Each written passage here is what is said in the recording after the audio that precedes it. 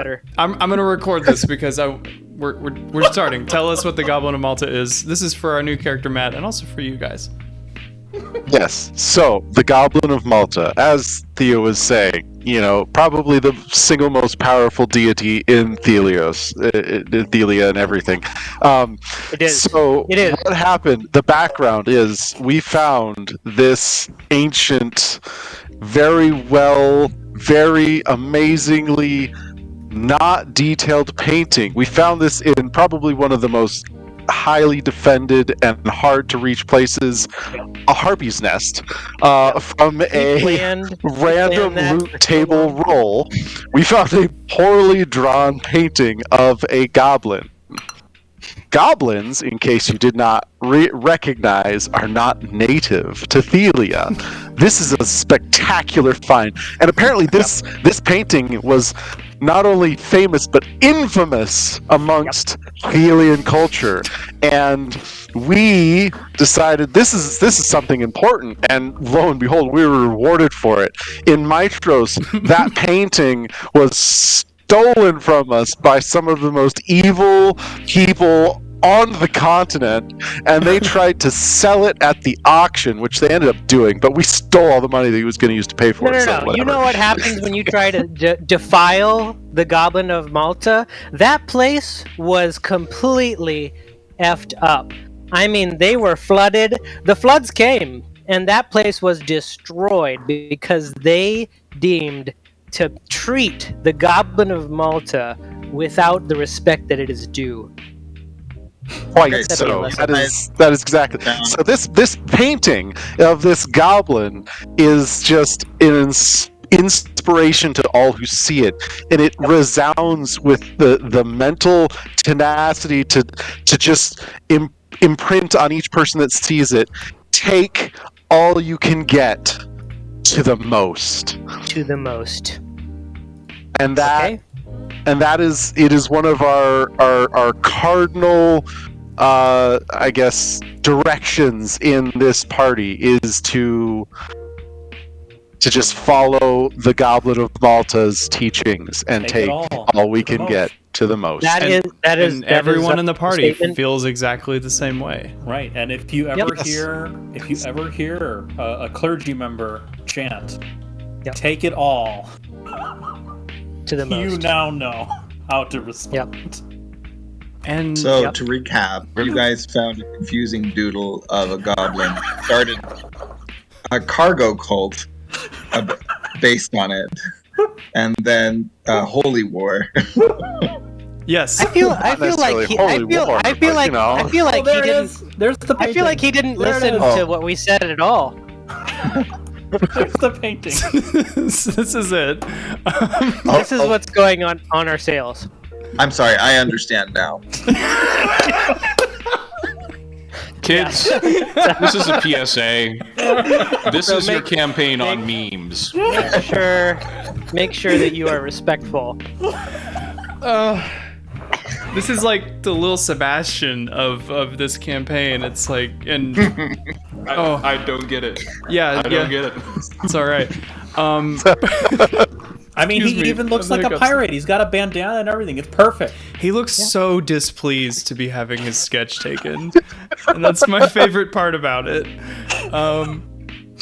Yeah, I added the frame because I felt like it needed a nice frame. Do you know why he looks so bad?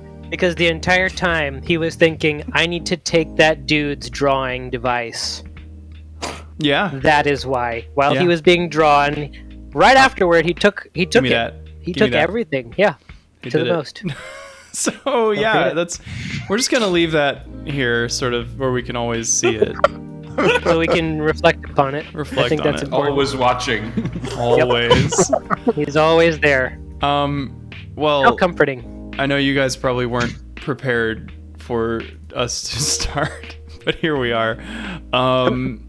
Thank you for that, and Matt, I hope everything makes total sense now, and you'll come to see the goblin for its glory and all that. So, cool. Oh, geez, I think I might have a new patron. Oh, yeah. If you kill the fates, I agree. Absolutely. It's the only one, really. If you do that, Daniel will actually have to role play the Goblin of Malta as a patron. As if Yes. I wasn't already planning to roleplay the Goblin of Malta at some point in this game. Like, come on. Anyway. Of the most. Crikey, that is fine with me. Woo! Okay, so next up is our warm-up character question. Somebody roll a D100, please.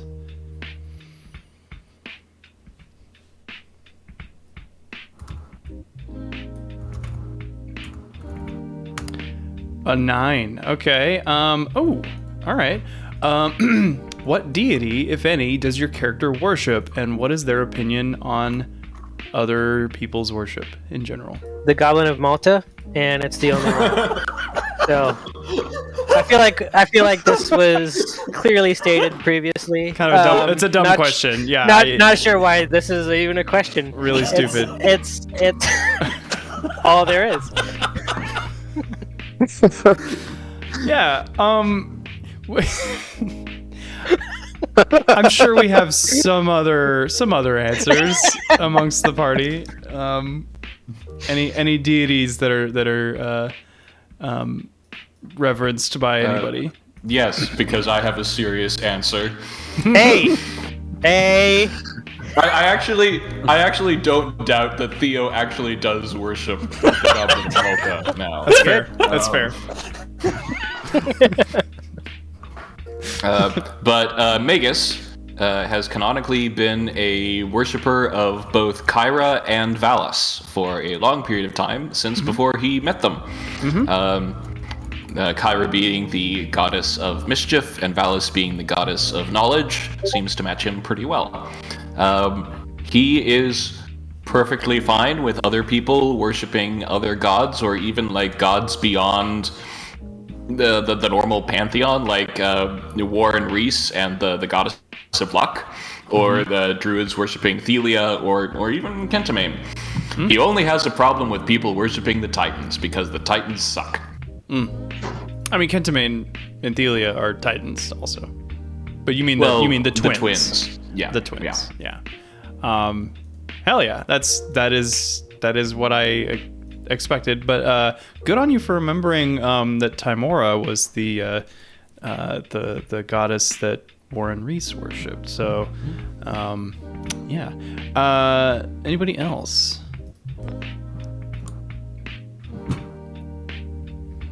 Well, Theagenes is a conservative Christian. Oh, okay, just straight up evangelical. Okay, great, awesome. Just doing Lotus all the time. I really want to know more about the fates.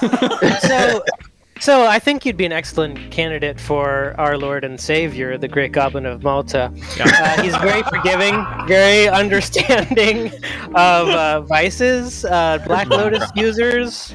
Yeah. Welcome, you know? Well, okay, so is there a patron god of the... Where am I from? Astoria? Is that where I'm from? Aresia. Aresia. Is there a patron god? This is actually maybe a potential moment for us to learn a little Aresian background. So let's see. I'm always like, I don't want to say too much and accidentally say something. Somebody else answer while I think about this one. I guess it'd just be Shade. And Falbin. And Falbin, yeah. Well, Shade isn't really, I guess, devout towards any specific deity. The most he would be right now would be Thelia, like Thelia herself. Like, Yeah.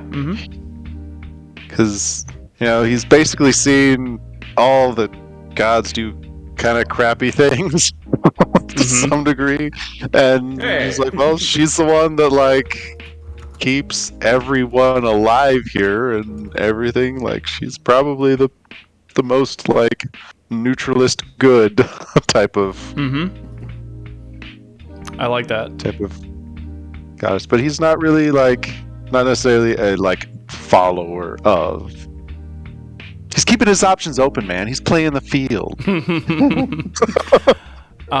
So Theagenes, you would, this would be intimately familiar to you, maybe not so much to other characters, but the city of Arisia reveres Narcissus, the god of beauty.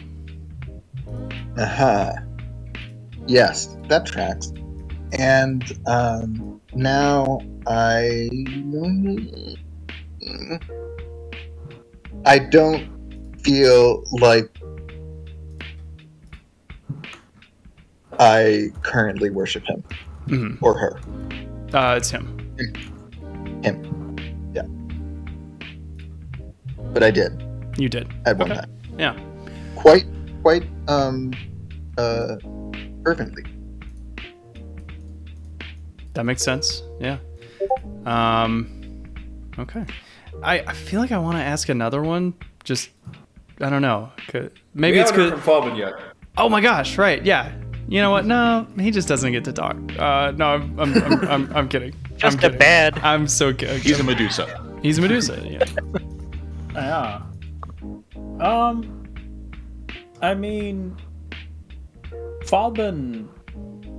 Falbin doesn't worship a deity.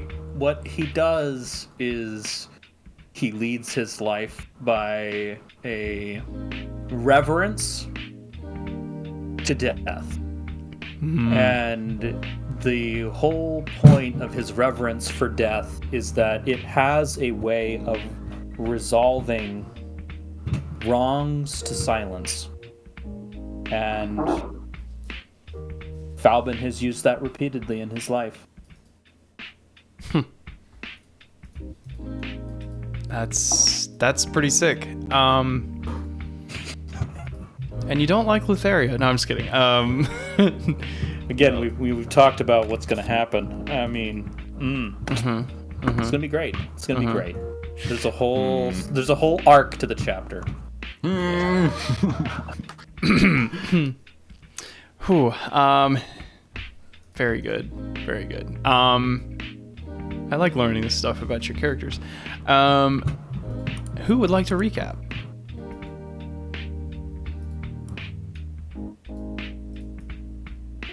Man, last session was like a whirlwind. A lot happened. Yeah. There was a bunch of detailed stuff, and I'm not very good at the detailed stuff. But I would say that we started out at the end of the Purple Worm, right? That's where we were at. That's where it started. Yeah. And there was a whole bunch of jockeying for how we were going to do the harvesting. A whole bunch of preparations. I remember Theagenes stood up tall and said, I'm going to consult the fates. It's going to be magical. And then sadly he got a 4 and the fates left kind of a nasty gram. So he's kind of contemplating that. Magus learned that there could be issues with the safety of his family, maybe, in this strange vision, where he was tied up to a chair outside while his family was sort of just hanging out inside. And then, let's see, we did harvest the Purple Worm. That was a glowing success, double critical, I believe, which was pretty magical. DM turned around and said, well, then you get to roll double advantage, which was pretty great. That also turned out to be a smashing success, and we took, as the goblin would say, everything to the most. Amen. We got a pearl, we got bile, we got blood, we got teeth, we got all sorts of things. Turned into a bunch of money. We're all very happy about that. And it also started the crafting of an item called the Purple Piercer, which will allow once per day to poison using the venom of the Purple Worm, which is super sick. Falcon's quite excited about that. Aside from that, there were some preparations. There were a lot of conversations. A lot of conversations with a lot of people, and many names were involved. this is not Falbin's strong suit. During that time, we were navigating from the cavern. That's just what I call our hideout because I haven't heard a different name. I'm just going to call it the cavern until I hear better. From the cavern, the crevice of creativity, or the cradle of the Goblet of Malta. Right. Okay. We sailed to Mitros, and we hung out there. Notably, Magus said, "Hey, what I'm gonna do as we ride in here is we're gonna make a show. We're gonna be big goddamn heroes." And he cast a major illusion, I think it was, and we just looked fantastic coming in. Everybody's super excited. We got cheered, this, that, and the other. There were various conversations, and for theatrical and story reasons, we accelerated to "we are leaving harbor." I think is about how it flowed. Each of us gave a compelling thought about what we thought our characters might be thinking as we set sail, and that's the rough gist, very rough gist of what last session was. That's pretty good. Yeah.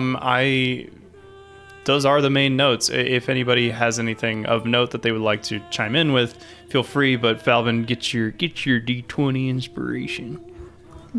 We did stop in Mitros long enough to collect 7 barrels. Just want to clarify, 7 barrels of chocolate milk that is stored down in the icy hold of the Ultros.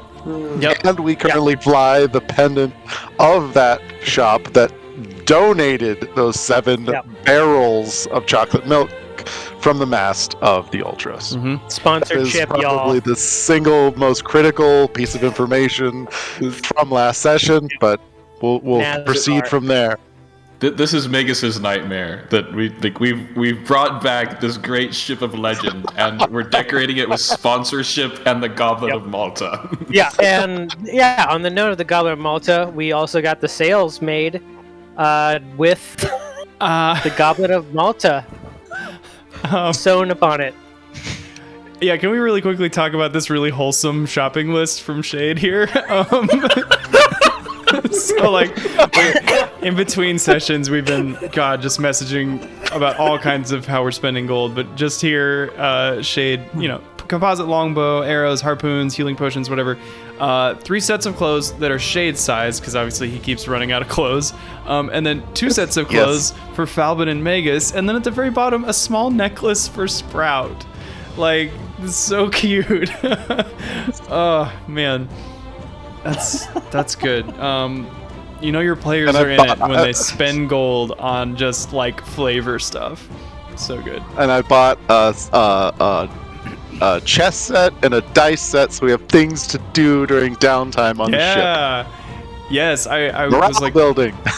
I know, right? Like, and I wasn't thinking about that till today. Like, oh, they're gonna have like days at sea. Like, what the hell are they gonna be doing? Yeah, I think I might have the name of the chocolate milk vent. I mean, it's a tavern, or a cafe. I guess it's a cafe. We'll say his name is Ovaltese. God damn it! All right. Excellent. Love that guy. What's his emblem? I'm moving to Europe. or it's the Oval Malta. Malted milk? Yeah, malted. Oval Maltine. Oh, that's the original name. Yes, Yeah. it's Yep. Oval Maltina. It's in Switzerland. It's absolutely that. Ovo Maltina. That's amazing. As it should be. They don't As it really should have a be. logo. It's just like a brown oval. It's Oval. the big O. The O. Right.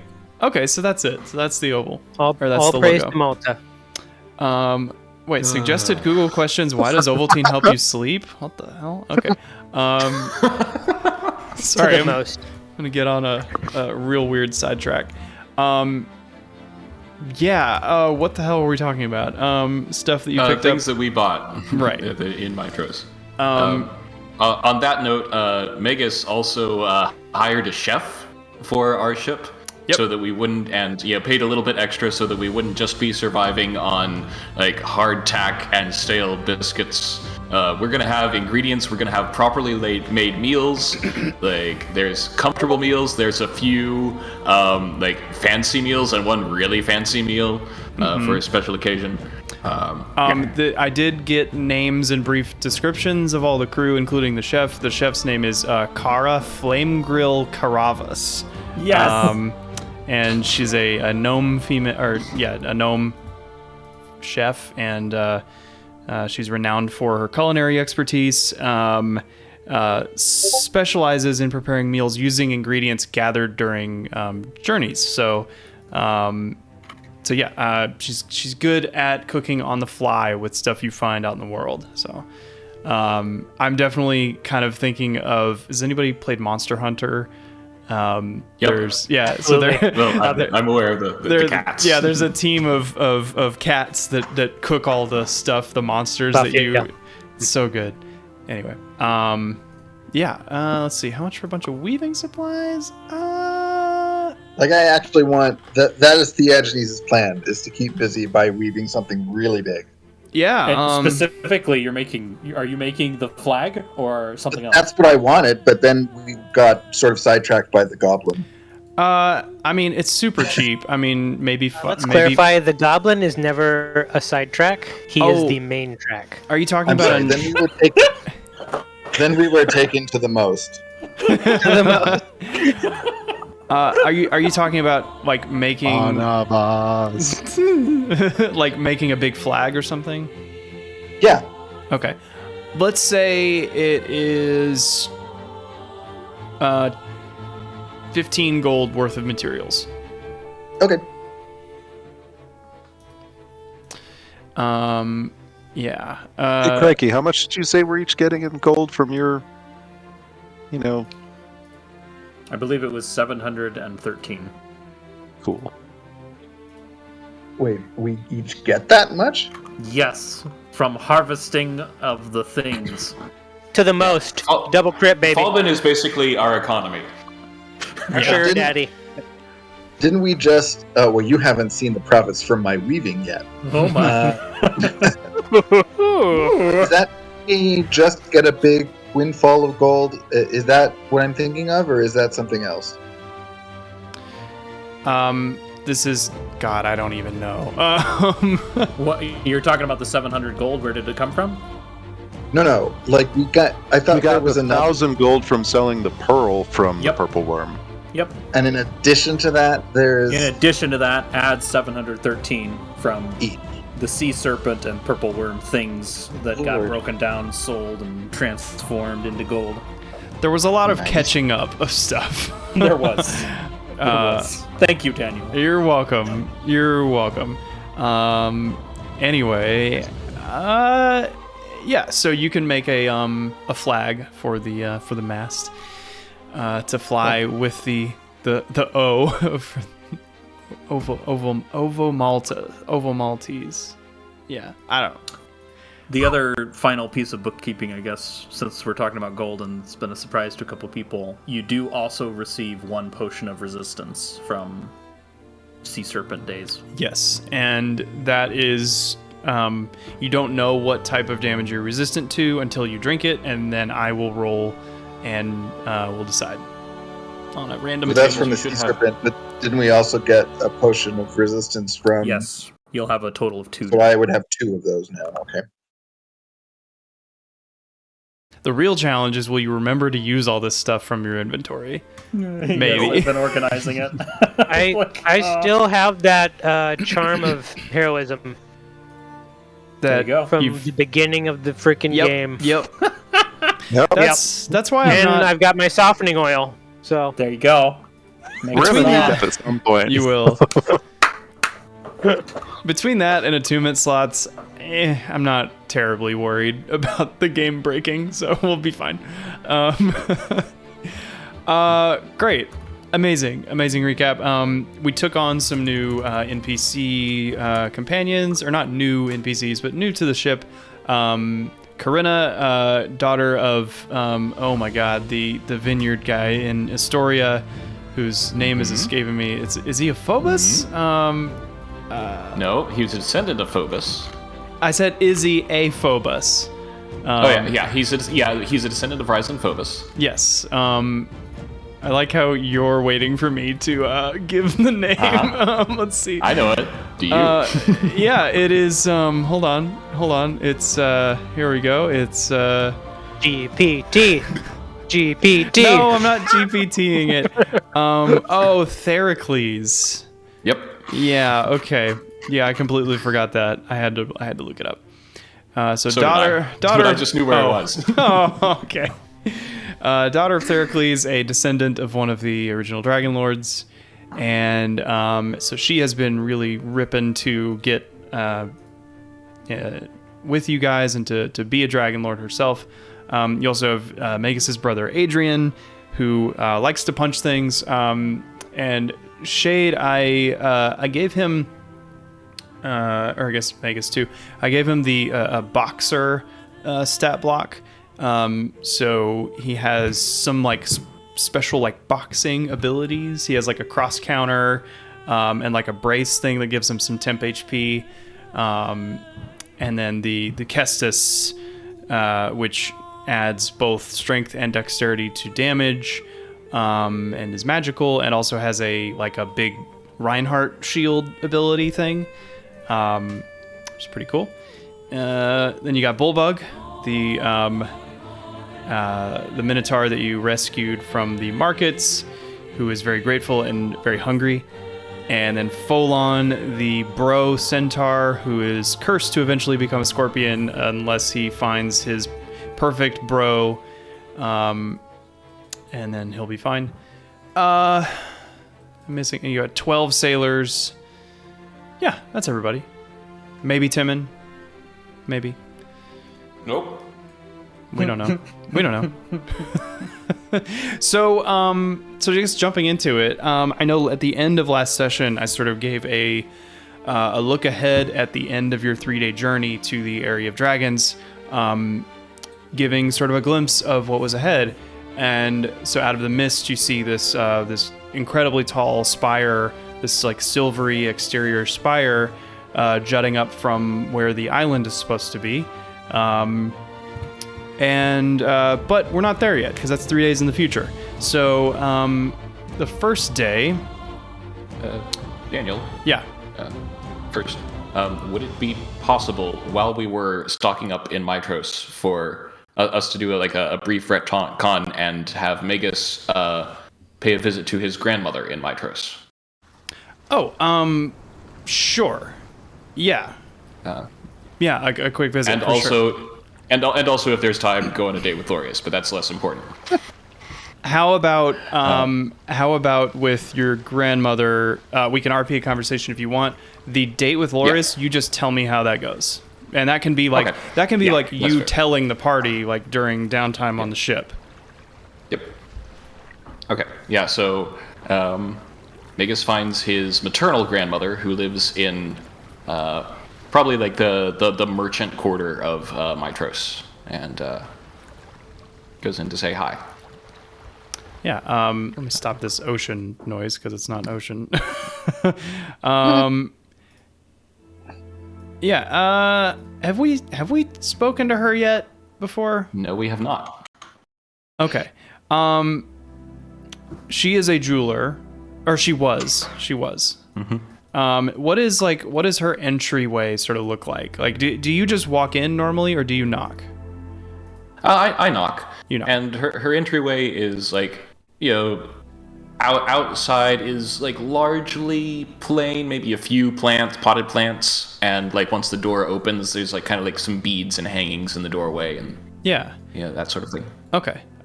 So you knock and announce your presence. There's a minute, and then she returns. How does she get along? Okay, or is she like more? I don't know. Like, how is she physically? She's still physically capable, just of a lot quieter demeanor than the rest of his family. Okay. She opens the door and says, "Magus, hi, how are you? Do you want some tea?" Rhoda, Of course. And she just waves you into the kitchen and pulls a seat out.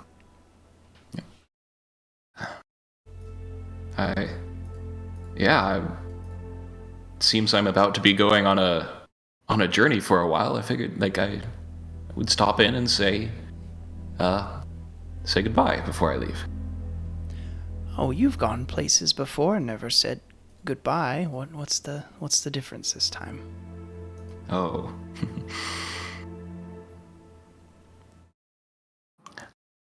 I guess when I left before,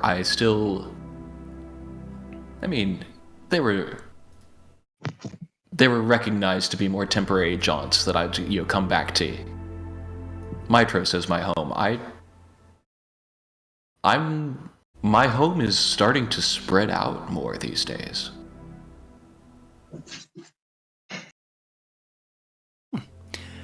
Well, Sidon bless your real estate agent. I do have something to ask you about that. Sure, sweetie. You see her putting some various pressed flowers at the base of a Sidon altar in her kitchen, and then she turns back to pour your tea. What is it? Mm-hmm.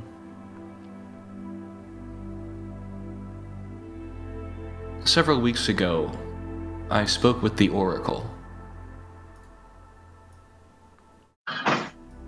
She gave me something.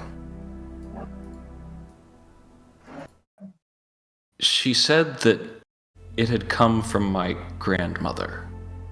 And I take out the pendant, or my part of it. She sits down and she sets the pot of tea aside. She hasn't poured hers yet. And she reaches out her hand and she takes the pendant from you, and she says, "Looks like one of Ori's." I know. Do you know about that? Oh, he gave me much more glittery things than this. This isn't what he would have given me for a gift, but it is his handiwork.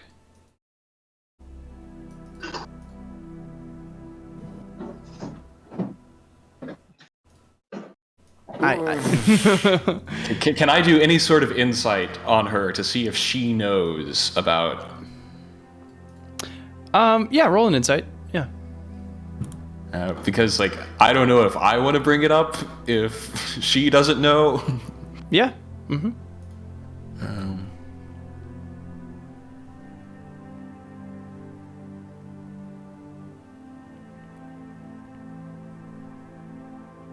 25. Yeah, she Wait, why did I roll a Theagenes insight check? Oh. What? What now? You're playing Theagenes? Had you clicked on his token or something? Why are you rolling for him? No. What? Well, it was a 17 plus, have I think Magus adds a 1 to it, so that'd be an 18. An 18. Okay. Oh, Theagenes is better than insight than you are. Well, yeah. Well, that's insight.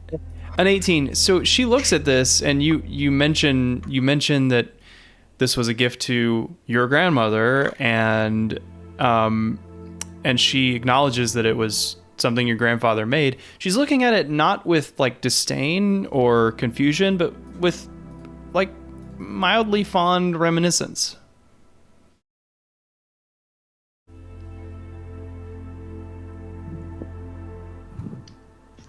Rhoda.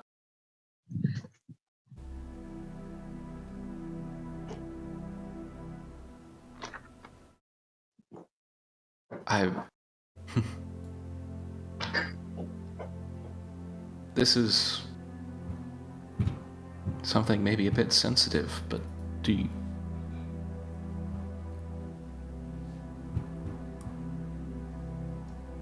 were you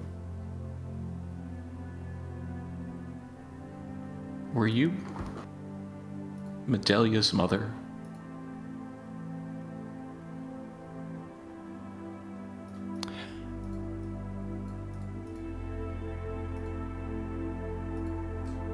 No, sweetie.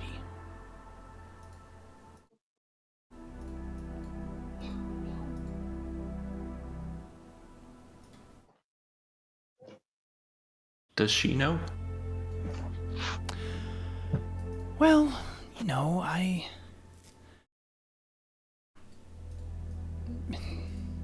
it's one of those things. It was so long ago, I can't recall if I ever told her the story. Or if your father did, or if your grandfather did. I think I told her. But Magus, Ori was like you in a lot of ways. He had a lot of love to give, and I knew that when we met.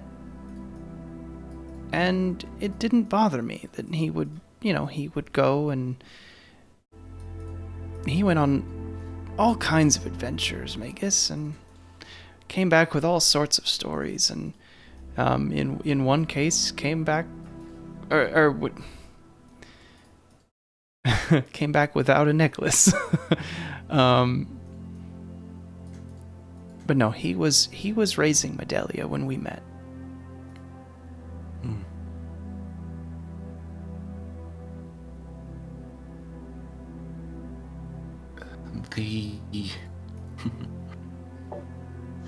The Oracle told me that Aurelius wasn't Medelia's father either.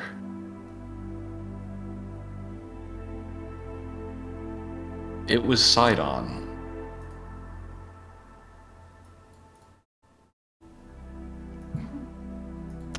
I'm going to say with your insight, there is a mixture of trepidation and a little bit of relief.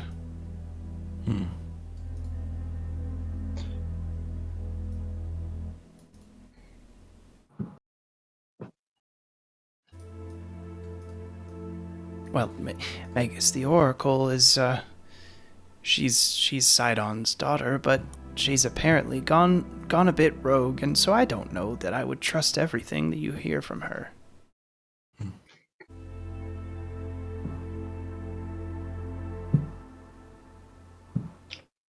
Grandmother, I am going to fight him. She grips her mug, like, kind of white-knuckled.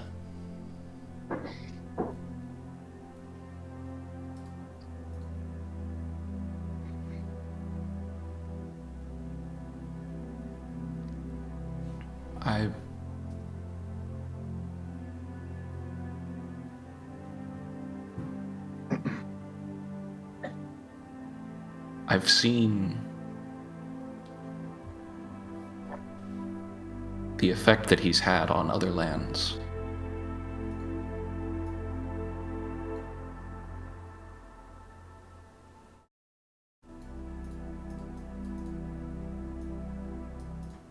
When we meet, it will be the end of one of us.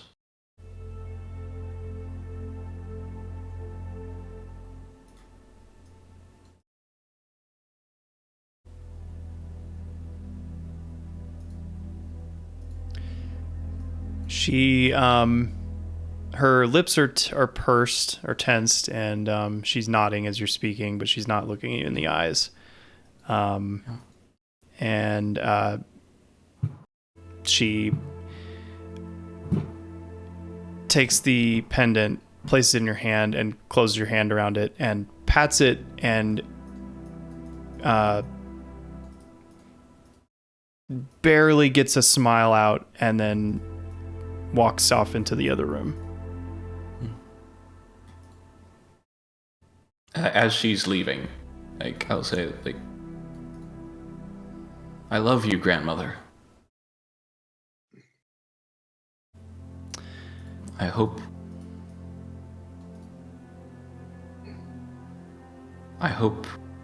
we'll be able to see eye to eye when this is over. You don't hear from the next room. And I leave. you get the sensation that this is she's very afraid. She, you know that she's begun worshiping Sidon out of fear of what he might do, and you being directly antagonistic to him it's a lot, and it's very scary, especially, you know, if she fears what he might do. You know, she fears for not just you, but her family, her city. So she, and you know, she loves you. It's not that she doesn't. It's just that she's very afraid. So Yeah. but yeah. And yeah, we'll say that the date with Lorius went well, but not magically. Yeah, so you guys are out at sea, and Magus has just finished telling you the 5 out of 10 date that he just went on with Lorius. And then he slurped his noodles, and he didn't get the proper wine pairing. Can I have your most expensive red mixed with your cheapest white?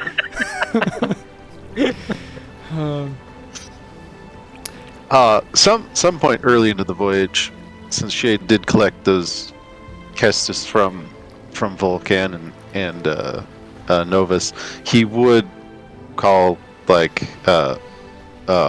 Adrian and Magus together and give them to Adrian, and explain what they do, and tell Magus, I figured he'd need something to fight with that could also help protect him. So hopefully it's enough to get him started. Yeah. Right. Speaking of, Adrian, I think it's time you met your sparring coach. Yeah, I was just gonna punch this mast. No. And I'm going to find. I am going to find Pythor. Pythor. Okay, yes. Pythor. I don't know where Pythor. I don't know where He has to be tethered to the ship every time they spar in case he gets knocked overboard. I don't know where Pythor is set up, but he has brought a few, more like several, more like maybe a dozen casks of his finest vintage that he enjoys in Astoria, and so he's having a cool mid-morning tankard of wine as you come in, and you offer him a sparring session. And he says, "Well, careful, son. I'm seeing 2 right now, so that either doubles your chances or halves them. I'm not quite sure what the math ends up being on that. Let's go. Let's find. Let's aim you over. Aim you towards the ocean. Softer landing." Yeah, so we're tethering him. Yeah, I'm. No, I'm he's rethinking this. He's not going to punch him. No, it's very much like in One Punch Man when he throws a punch at Genos, and all the air just whips around his body and breaks the railing of the ship behind him as he just freezes the fist right in front of his face. That's what you don't want to see, son.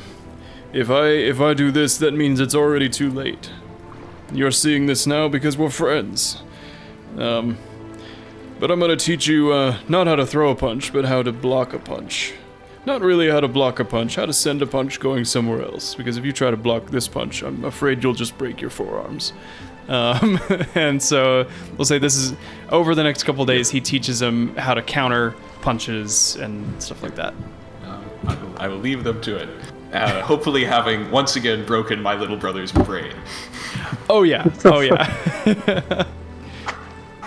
Yeah, he goes, "Son, put your arms up," and he's just slack-jawed, arms hanging at his side. That's no way to fight a god, boy. Yeah. What else are people doing over the course of these 3 days? Making grenades. Making grenades. Is this? I feel like Yep. you need ventilation to do this. Where are you? I know you typically lock No, up I don't in a need room. ventilation. You No, don't. Yeah. You just No, get I lost have in a the porthole. sauce. Yeah. Every now I'm and then not you flailing see. powders everywhere. If you are, you're doing it wrong. Every now and then you see Theo stick his head up a porthole and lean back in. It's a very controlled process. Theo gives off the impression of being chaotic and not thinking things out, but when it comes to his craft, he is deadly serious. Yeah. I love that. Yeah, so which kind of grenades do you make? Healing grenades. Oh, okay. All healing grenades. Nice. Yeah. Sweet. I got plenty of the other ones already, so. What does Theagenes do for 3 days at sea? Well, every morning now he's back to his rituals with the fates. So he spends a good, let's say, a good hour each morning, just sort of locked away in his room, and comes out looking a little bit haggard, and then comes up for breakfast, says hello to everybody, goes back to his room, and does some weaving. And you're working on that flag. I am working on the flag, but I am also spending, making sure that I invite Sprout to, because I taught her a little bit of weaving. Mm-hmm. And I see if she wants. She made a handkerchief. She did make a handkerchief on a mini loom. Mm-hmm. Yeah, see if she wants to join me sometimes. So I am trying to make friends a little bit. She does join you. I mean, she's learning a lot from everybody, but this is a very unique hobby that she's learning from you, and so she takes a special interest in it. She's weaving, and then she kind of looks down at like her shoulders, which are like sort of covered in moss, and she looks up and she says, this is sort of like I'm helping a little thing grow. It is like a growing thing. But, plants and trees, they don't need clothes the way we humans do. So, in a way, you're learning a very human skill, Sprout. Well, maybe I will maybe I will make something for me to wear. That would be lovely. I will be the first tree with clothes. Is there anything you'd like to wear? What about... Chainmail.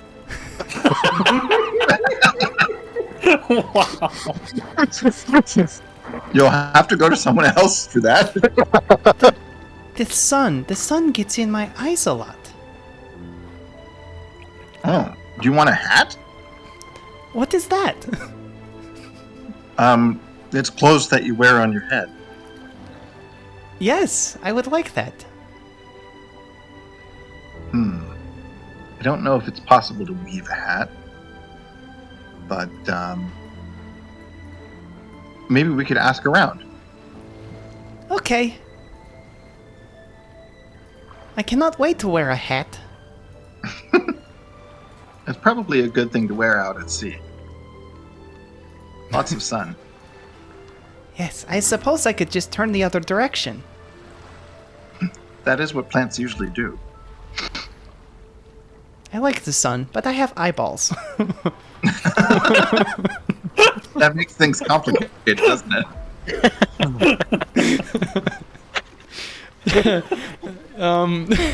What's Falman doing? I mean, You know, he has learned how to harvest the land. He's learned how to survive the forest.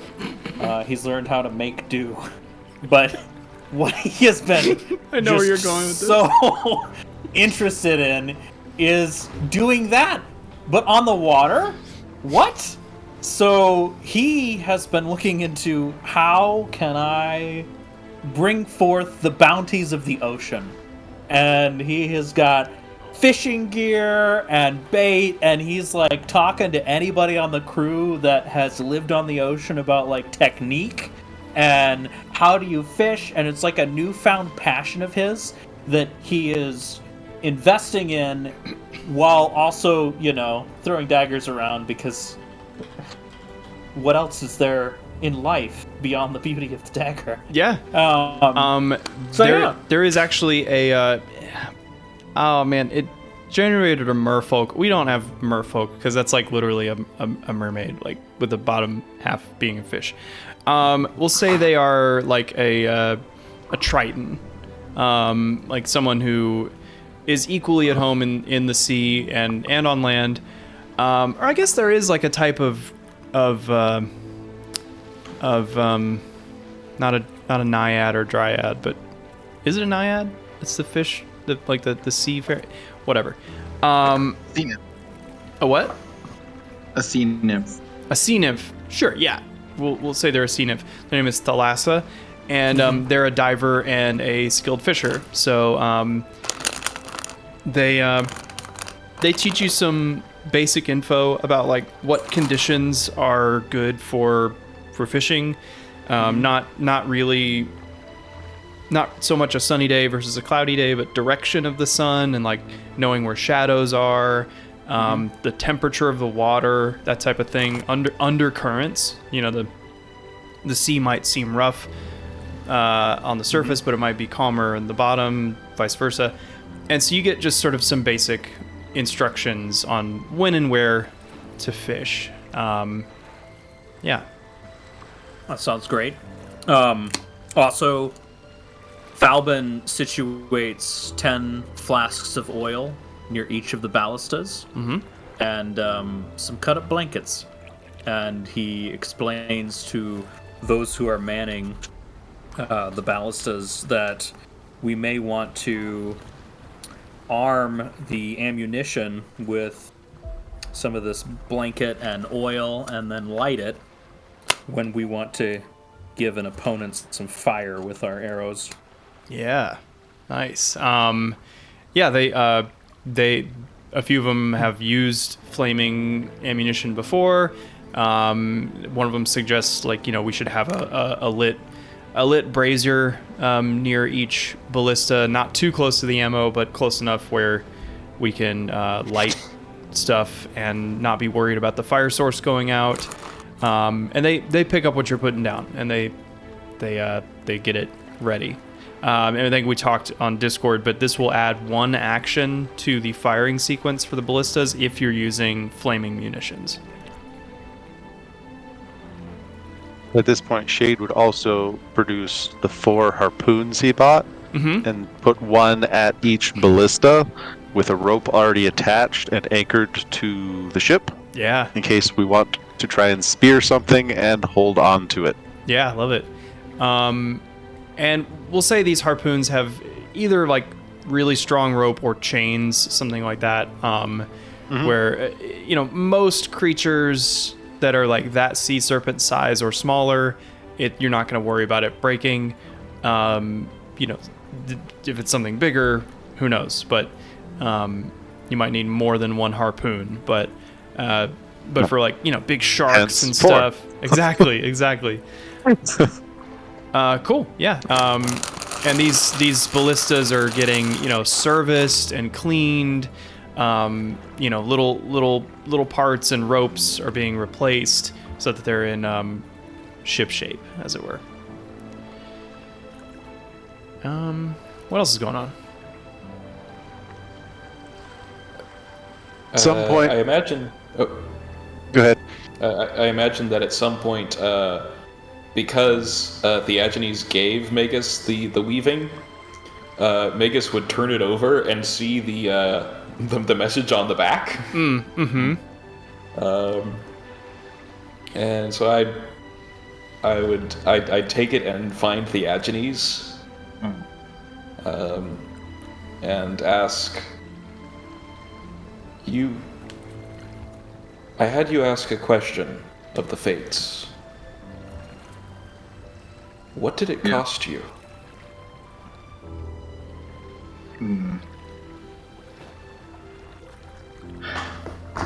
That's a difficult question to answer. I spend a lot of energy trying to forget what they take from me. Their giving is also a taking, if you understand what I mean.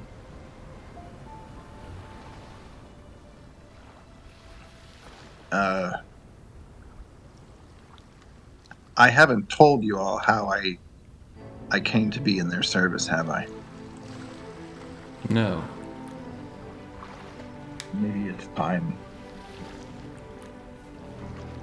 Well, you know that I'm from Aresia.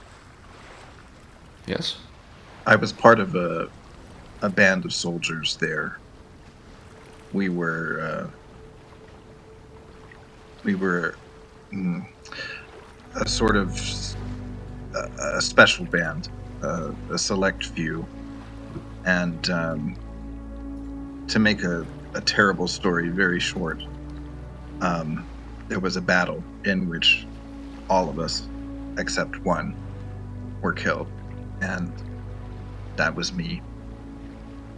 Theagenes is not my given name, but a name I took when I awoke after that battle and found myself surrounded by my comrades who had been slain. To me, it means born of the goddess. And I came to think of myself as born from the goddess of death. And it was then that I came to serve the Fates. They've shown me things I try to forget. I try very, very hard to forget.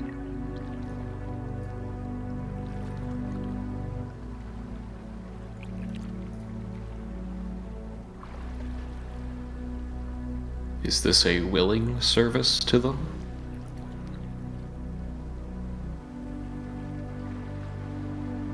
It's not something I chose initially, but it's the only thing I have now. I left Aresia as soon as that battle was over. I never went back. I can't forgive them for ordering that fight.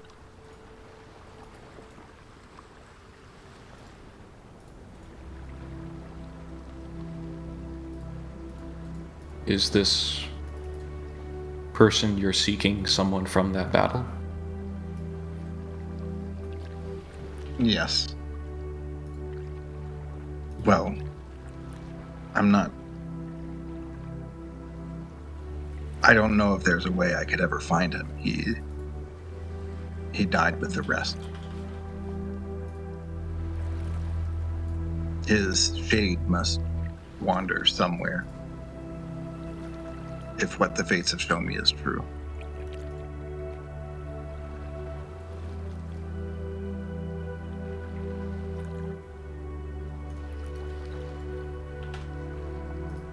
Well, I think you know my stance on the Fates, and I hope that I and the rest of us can show you that maybe there's an opportunity for you to have something again.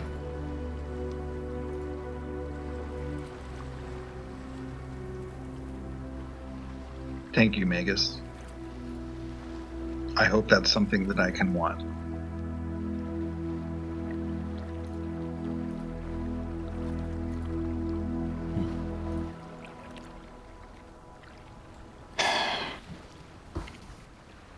so many giant, powerful beings I need to kill, and I walk out. The Anthony's is such a sad boy. This is the saddest boy character I've ever played. Running up against Magus, the created to be the happiest, the most triumphant happy boy. I love it. Yeah, hell yeah. I think also if unless other people want to be doing stuff at some point early in the voyage, I would call everyone, the whole crew together. Yeah. And I want to give an orientation speech. All right, go for it. Listen here, magic is awesome. Oh yes. And Speech none. And so I will be standing up on kind of the bridge, looking down at everybody gathered on the main deck. Mm-hmm. With I'll have my Dragonlord helm under my arm. And I'll say citizens of Thelia, welcome aboard the Ultros. Now There's a cheer. Yep. Now looking around, the people next to you probably look a little bit different than the legends you may have heard of this ship and her original crew. We have settlers of Thelia. We have elves, men, dwarves, gnomes, tieflings, dragonborn, tritons. Our oarsmen are also treants. So mixed. We have gods and dryads. We have centaurs, minotaurs, satyrs. Our captain is a frickin' tiger. Yeah. Someone shouts, "We'll have order!" Chocolate milk! The voyage of this ship is built around the understanding that the rule of the Titans is a cruelty to all, including those who suffer in their service. And if their cruelty is universal, then our response must be universal as well. Remember this as we are journeying to the lands of the Cerulean Gulf and beyond. That we will fight like hell, and we will kill when we must. But we will also act in accordance with the peace that we are working to make. For even if we bring the Titans low, there will be no peace in Thelia unless we build it now.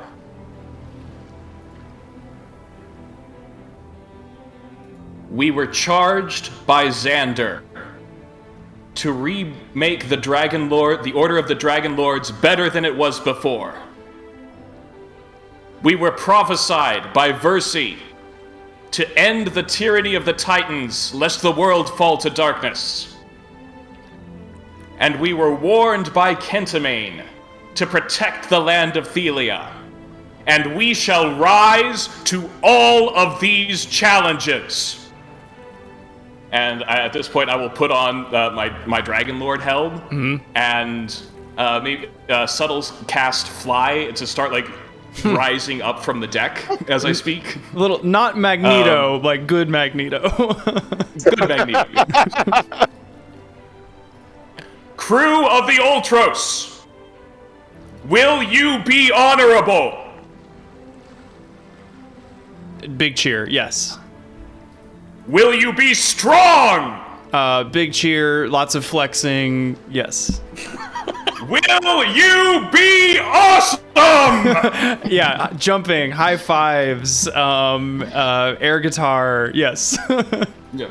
And I slam down onto the deck in front of them, typical like prestidigitation, like fireworks going off. And by the 5 we will!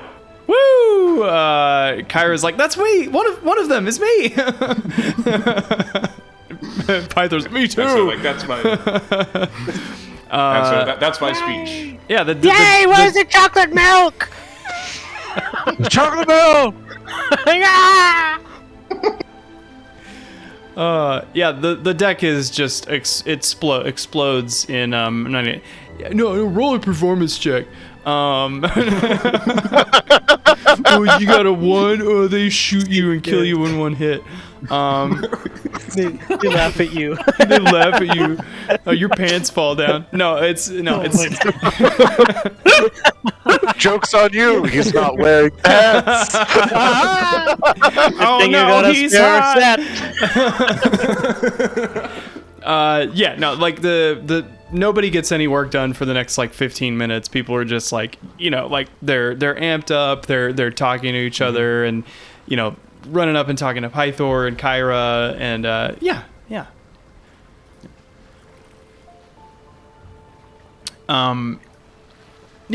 Shade would clap Magus on the back and say, "Good speech. You got the makings of a general." And go back to the wheel.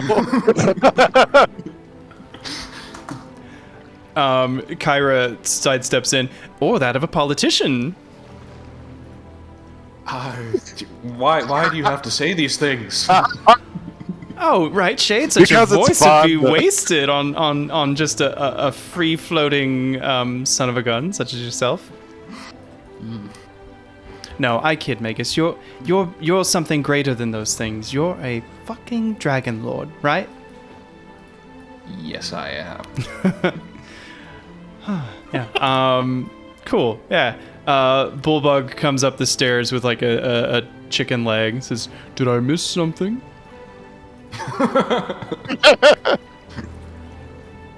Oh, and by the way, all that talk about how much you're supposed to spend on food, I counted Bullbug as a normal medium creature, so there. Yeah. We appreciate the discount. Yeah. Bang. We should man. be treating him as like 3 large creatures. Yeah. So That's why Falvin's gonna fish. one thing you see that day, I don't know if this is the first day or the second day, probably the first day.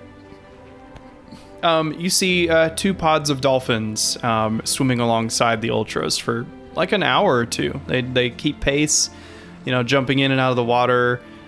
Sprout is like leaning over the edge, just like fascinated watching them. And then as the sun begins to dip, they veer away and go off. But maybe a good omen for today.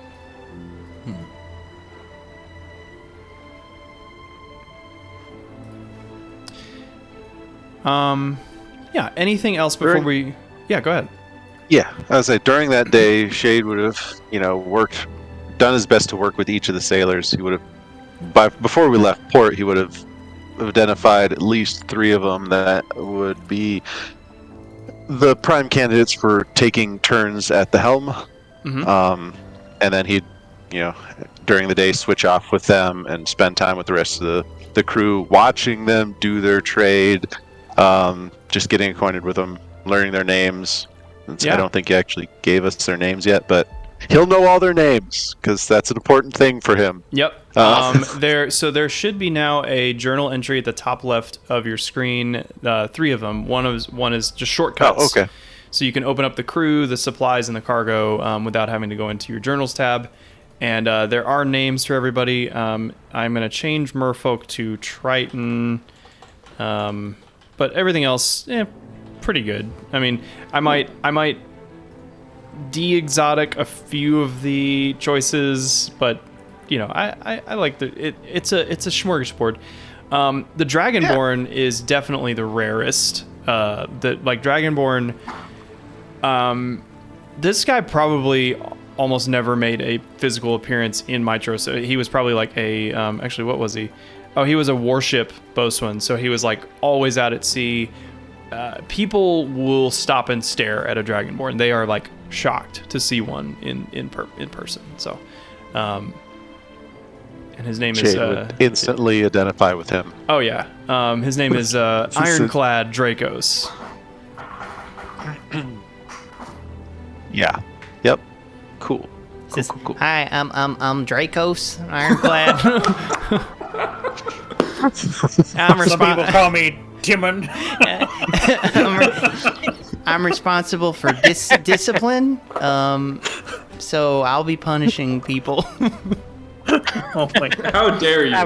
I've got my reed right here. Come on, get over here. Get over here. I'm gonna put you over my knee. No, this is not at all what he sounds like. I don't know. We'll figure it. He does. He is in charge of discipline. At least he was on his crew. So Nice. Nice. yeah. So yeah, Shade would spend time with them throughout the day, and then as we go, unless you had something like for going into the night, No. that night after Shade kind of hands over the helm and takes his shift to go sleep, he would spend some time in his room and he would finally actually attune to the helm of Xander. So Ooh, shit. Okay. Cool. What is that moment like for Shade? Like putting that helmet on, and like feeling it. it's a little surreal from the standpoint of like he doesn't remember everything, but he remembers enough to know that he, in his life as Lukos, he respected Xander a lot. He looked up to him a lot. Xander was always like the untouchable, unimpeachable commander, like the pinnacle, the man up on the highest podium, up on the highest pedestal. Like he was, the greatest. It was everything that Lukos at the time aspired to be. And now to be the one inheriting his helmet, his helm is just like kind of like it's a heavy burden, but it's one of those things like it's a challenge. I'm gonna do this type of deal. Yeah. You're in your room when you're doing this. Mm-hmm. You put the helmet on and you sort of look up, and leaning on your desk is a familiar sort of spectral form, arms crossed, looks over at you. Hey, it looks good on you, buddy. Rise Rand? Well, these aren't quite the digs for somebody inheriting Big Xander's helmet, but, it's cozy. Well, you know me, I never was one for a lot of ostentation. Oh, yeah, we had a lot of nights just out in the wilds. Oh. Does this mean we're getting closer? Well, I mean, to what, really? That's kind of a loaded question. To where... Well, physically, am I Oh. getting closer to you? Where are you? Oh, physically, yeah. I mean, you're not in Mitros. You're in the... yeah, I think so. I think you're probably closer than you were before.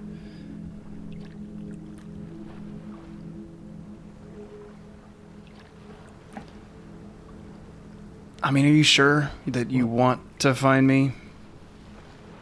I don't know. To be honest, there's so much I don't remember. I feel like if I could just find you, I'll connect the rest of the dots. I remember something terrible happened, but I don't know what. I don't. Did you actually? I mean, you're not dead at least, but it's like, did you die? I can't remember. Well, buddy, you're not totally alone in that feeling. Something terrible happened, that's for sure, but God, man, I can't, right, be dead, can I? I mean, I'm talking to you, but am I me? Really? I don't know. When did we last talk?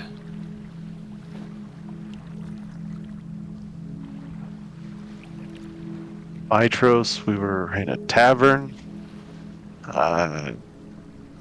You brought the vision.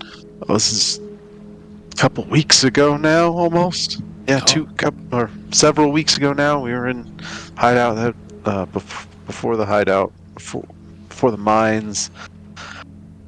Is that all it's been? Yeah, Couple weeks, huh? it's a few weeks. Yeah, time is kind of bullshit in whatever state I am, apparently. Well, so is space, obviously. If you can just pop into Mitros, pop in here, you know. Well, I don't know if it helps at all, but I'm not going anywhere. I mean, I don't know. The moment feels right, and here I am. I wouldn't say I'm traveling. I'm just here. Interesting. Yeah, I don't know. I don't know how much longer I have, but you asked if you're getting closer, and to me, I don't know, maybe, but to being who you want to be and who I know you can be, definitely. Just know that. Speaking. Oh, go ahead. Just know that if you can't find me, if there's anything left to find, it's okay. You know, we had our time. It was good. It was great. I mean, I'm an ancient dragon, or was, and man, you're the only person that I could have seen being not just the rider, but my friend. And that's gonna stay that way. But you got a whole life ahead of you. And don't worry too much about me. All right? I'm not suffering. I don't know. I'm just kind of around.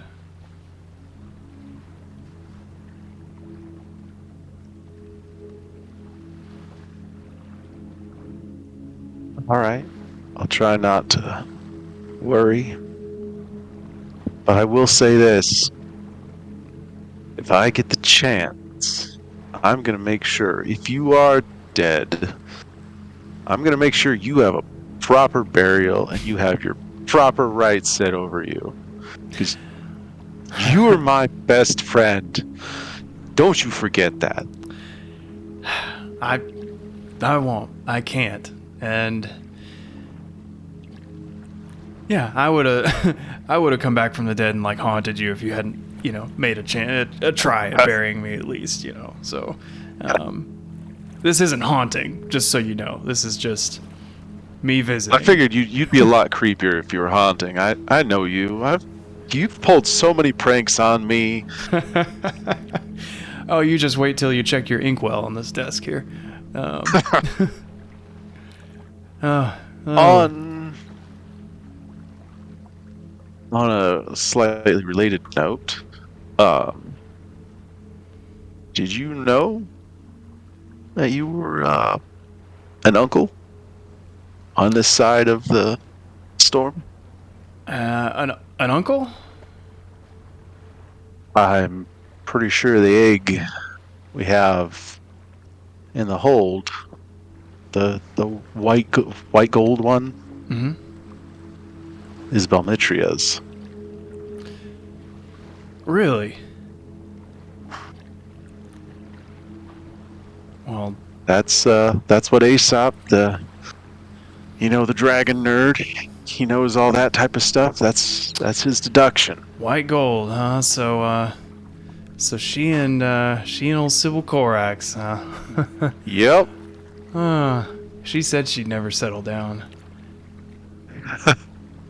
I guess Well, she. looks like you finally caught her. Well, I guess she did. Yeah. Man, just makes her whole end that much more tragic, doesn't it? Yeah. Well, We're on our way to the Erie. We're gonna try and hatch that egg. Oh, what a cool place. Yeah, it's this nice little green island, lots of trees. Some sirens, but they kept to themselves, you know. Sounds pleasant. Yeah. Well, you know what? If I'm here, I don't know, maybe Belmetria is somehow looking down and, you know, she can making her presence known in the world at least. Okay, now I felt good about this before, but now you're making me nervous. Balmitria, your stern, by the book, straight-laced sister is gonna be watching me now? I mean, she was the best of all of us. You don't think she's gonna just let you True. squeak by and skirt the rules, huh? Yeah, that's fair point. Fair point. No, I bet she's probably approved. I mean, hell, if you're talking about rules breaking, and then we've got Estor basically leading half of us, you know, like, you're fine. You are fine. Also, not incredibly comforting that Estor is the lower limit. Just, you know, don't stoop to his level. You know, you're already doing much better than that. But you got anything else for me? I can feel myself sort of slipping off this desk here. Io. What do you know about Io? Oh, the big man. Oh, I thought there was something different about you. Yeah, I think that's the name. Aesop said. I think he talked to me. Told me to avenge you. Well, geez, I mean, if you ever speak to him again, I mean, I doubt you will, but, you know, I'd tell him I said thanks, I guess. Wow, that's, I mean, he barely speaks to, you know, you'd have to be real high-ranking dragon normally to get a Shit, visit. like, pulls open his tunic and shows him the symbol, just like branded onto his chest. That's the big guy. Okay, all right. So I've got at least 3 ancient and older dragons watching me. So no pressure. Cool. No pressure. Cool. No cool, pressure. Hey, cool. you know what? All right. We're just excited, you know. And if we're dead, then, you know, we're just watching for a little entertainment, or you know, to see you excel, or we couldn't. Well, I'm gonna do my best to do you proud. Rely on your friends, just like you used to rely on me. Will do. All right. Well, I'll catch you sometime. Who knows? Till next time. He gives you a little finger salute and then fades into the nothing.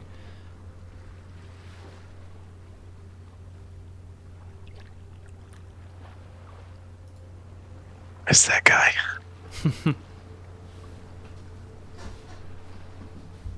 And the second thought is, yeah, he and Magus would have really gotten along. Yeah, so that happened over your evening, right? Cool. Yeah, so I mean, anything else in the next 2 days? I mean, doesn't have to be anything, but before we catch up to where we left off last time. Shade's gonna want to get in on this fishing action with Falbin with the pole of angling. Hallelujah. Falbin, do you want to do our first fishing attempt? I am all over that, and I like to think that like even though Falbin basically doesn't know what he's doing now that he's like talked to the crew and learned from this individual as well, he's gonna be like, oh, this is what you need to do, and the undercurrents and the you gotta look for the surface, and you can tell when it's a good fishing spot, and this, that, the other, and he's just kind of unloading on Shade, and he's like, I can't believe you got the pole of angling, I'm so excited, good, hey, just gonna go fishing. Let's go fishing. I like, did you start battle music? Yeah. it's action, man. I love it. Yeah, so I guess are Shade and I both then rolling individually using this guide that you've linked? Is that what we're going to do? I suppose so. You each have your own fishing poles, so yeah. That's right. Or- We're going for it. So D100s? No, you need to Wait, pass a survival check. A DC 10 is going to determine Oh, whether or not you're okay. going to catch a fish. All right, are you ready? Oh man! All right, let's Get your do this. survival die. What the? Where's my? Oh, I gotta alright. select my character. That helps. I'm ready. Hold on. Are you ready? Hold up. I want in We're on gonna this. cast together. All right, come on, Diogenes, Diogenes. I got an extra pole. No, Anyone I'm not- else? I'm not gonna fish. I'm gonna roll a 20 and, or I'm gonna roll a d20 and give it to one of you since Oh, I don't have important anything rolls. else to do with my fate Nice. dice. Right. Let's see here. I rolled a 12, so All right, we'll see. You ready, Shade? I'm ready. Let's do this. Here it is. Bam. Ooh. It's a 23. The DC 10. So I guess we're both catching. Yeah, the water's hot. Does the rod take it? Now you need to roll a D100. So I guess All it's right. at this point you guys both have cast your lines in, and like after a minute or two, couple minutes, you both feel tugs on the rod. So now we're seeing what you All pull. right, let's get this. Yeah.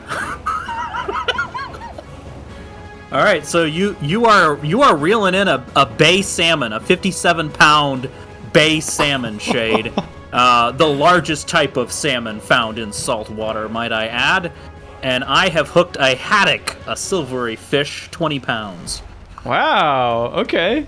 Nice. Wait. How? Okay. We'll just say the fishing rod can hold the weight. That's a pretty heavy fish, but Yeah.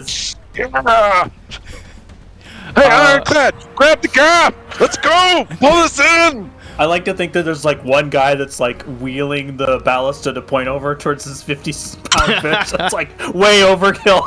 And one other guy just like slaps him upside the head.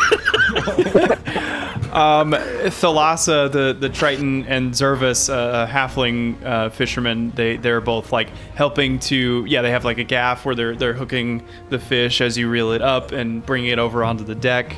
They're like flopping around, and then. All right.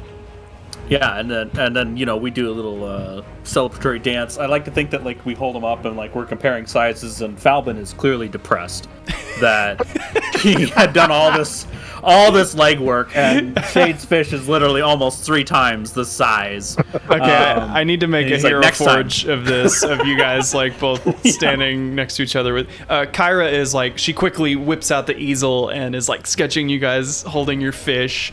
It's like, don't worry, Falbin, I'll make yours a little bigger. It's okay. I like to think that Kyra, being the goddess of trickery, she would draw the fish reversed. So Shade is holding the small fish, and Falbin is holding the giant fish. And she does it like caricature style, like theme park caricature style. She flips it around, and like Falbin's snakes are like doing weird stuff, and absolutely that. Oh, Perfect. That's one for the record. Theagenes, I'll take I'm that going 12 to, on my sketching check. you can have it. I'm gonna come up behind Theagenes, watching this happen, and I'm going to say to him, when I first met Falbin, he barely felt like talking to anyone, or looking in anyone's direction. and was convinced he had to keep to himself. There's hope for you yet. The barest glint of a smile, smirk, not even. Kyra flips out a little sheet of paper, a little itty bitty sketch of you smiling. Got it. I'm just kidding. I drew this last night. Cool. Well, so that's day 2. Anything else on day 3? Now, you said the crew was a smorgasbord, did you? Rubs hands together. I did. No, Magus isn't going to be, like, casting about yet. They are all married and committed monogamous relationships.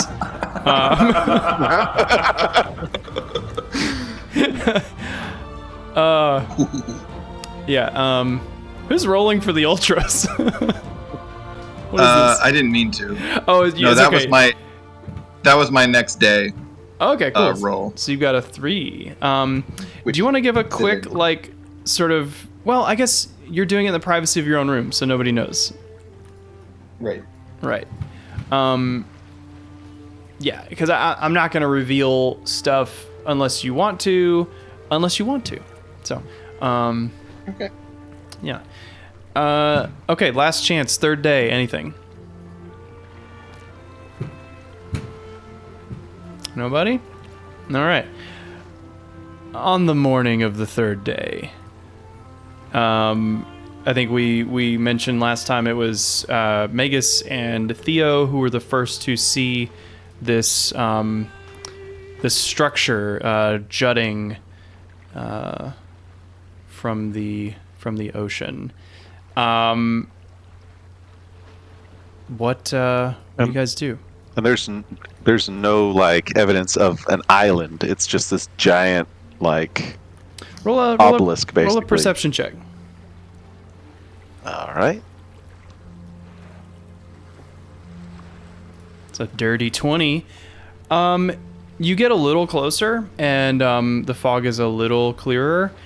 And there is sort of a small, like, there is an island base, but the island has been basically completely overshadowed by this structure that reaches up from it.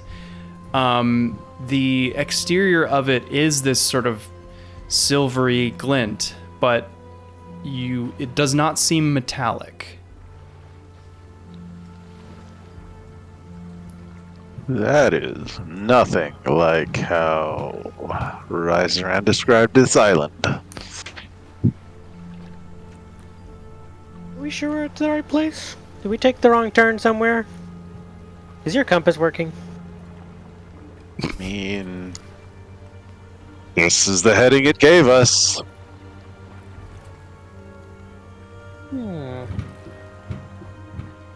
Kyra? What am I looking at? I don't know. This is... ask Aesop. He's the one that told you to come here. I don't know. This is wrong. This is not at all what it's supposed to be.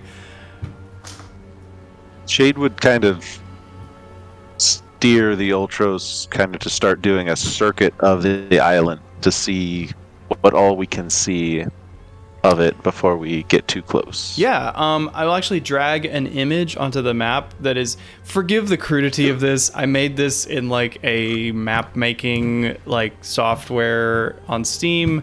So You didn't use CAD? I did not use CAD. I probably should have. So it's supposed to appear like 1,000 feet tall.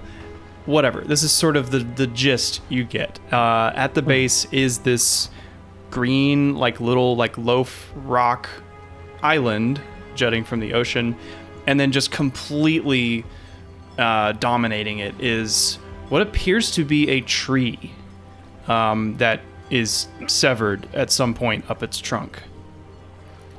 Demetria. Yeah, I mean, you look at Demetria, and you know it's harder to read the emotions in her like magically aged side of her face, but the other side is disturbed.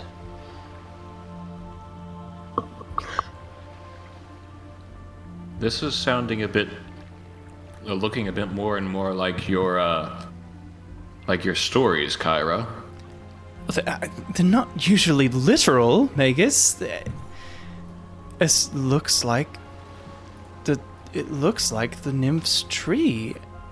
Literally. And this thing is like 1,000 feet tall, you say? Roughly, yeah. Phew. That tree seems a lot bigger than it was made out to be in the story. I don't think it was that big in the story. How? Aesop is like, no, it absolutely wasn't that big. It's insane. Trees just don't get that big.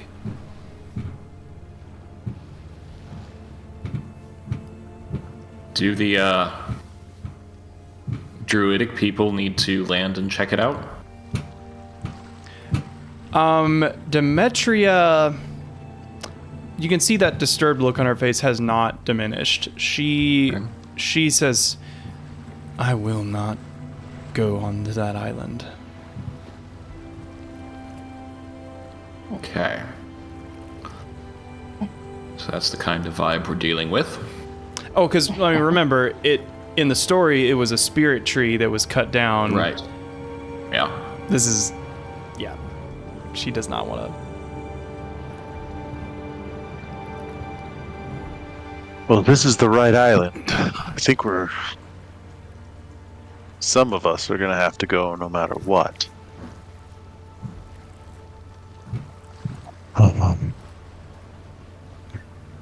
I got no issue going. Alvin's like, cool. Land.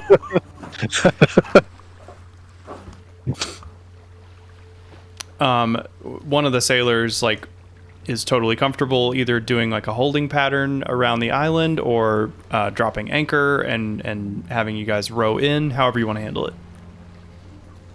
Well, Jade would, after we complete basically a circuit of the island. Well, how big is the island? It's probably like about maybe a square mile or square half mile. It's not a big island.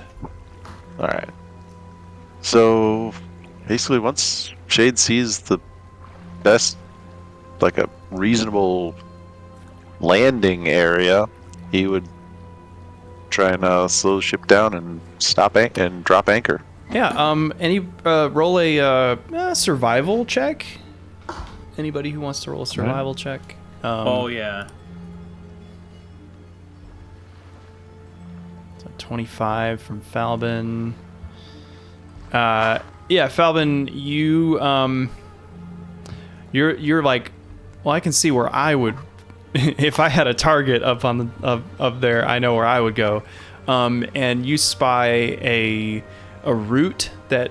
One of the roots, I mean, roots are covering this island and then stretching off into the water below. There's one of them with looks like a shallow enough angle that you could pretty easily climb up it, because the island itself has pretty steep, rocky cliff sides all around. Yeah. So I point that out to Shade, and I'm like, yeah, we should do it that way. We should do that. I assume my mariner background agrees with that, and I can pilot our way through in a landing craft. Yeah, the seas are calm enough, and what is our boarding party? Or our expeditionary wouldn't mind going. Yep. Well, Vegas is obviously. Yeah, no, it's fine. It's fine. Shade's gonna stay here. He's gonna no. I was really more asking, like, yeah, if nobody is staying, yes. Which NPC is coming with you, if any? Since Demetria said she didn't want to go, Shade's gonna ask Sprout if she wants to go or if she's of the same mind as Demetria. Sprout is a little more like inquisitive, and I mean, she was never like afraid of coming onto the Ultros and she has taken the sort of dark nature of her past in stride, and she has more of a childlike wonder about it. And yeah, she will go if you'd like for her to go. Like, if she's willing, then I think she'd be a good addition to go, because she might give us some better insights into the tree itself. So, Works for me. And I'm going to leave one of my sending stones with the helmsman. Okay. Are you bringing the eggs? Shade would say not yet. Yeah. Okay. I would leave the egg and Aesop back on the boat until we know if this is safe. Okay, fair. All right. Cool. So you have your boarding party, and I don't count Kyra as one of your like NPC selections. I just sort of assume she's with you because she has to record everything. But yeah, you guys get in the rowboats and make your way towards who's the other person besides Sprout? I missed that. It's just Sprout. Yeah. I mean, anybody else who'd want to come? Would Bulbug or Karina or Adrian? This morning I wove this red shirt, you see.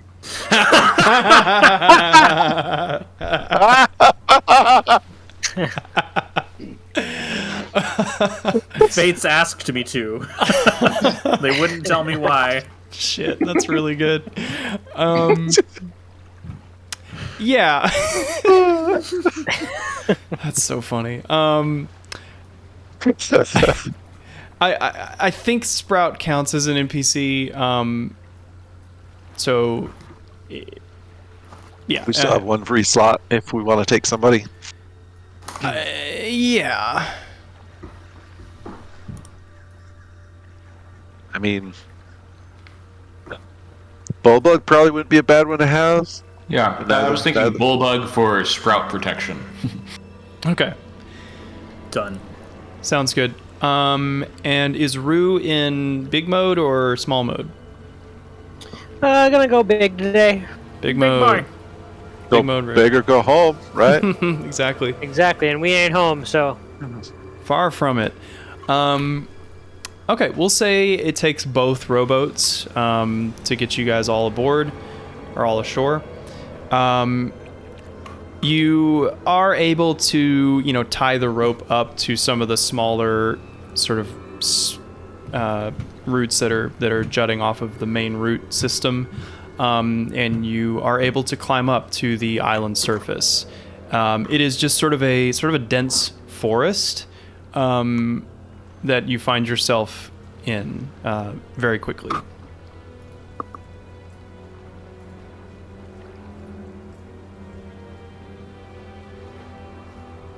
Well then, I would assume we'd make our way towards the central trunk of the tree as best we can. Yeah. Make a perception check, everybody. Oh yeah. What? It's a 15 from Falbin, a 14 from Shade, a 20 from Magus, just 18 from Theo, and 15 from the Adjectives. Very nice. So, looking around and listening, you can hear some potentially exotic birds among the trees and branches. And this place is a little bit more detail about those birds. Hold up, I get it. I actually get advantage. Sorry. Oh, you do? Yes. Yeah. from So my- just go into more detail about the birds.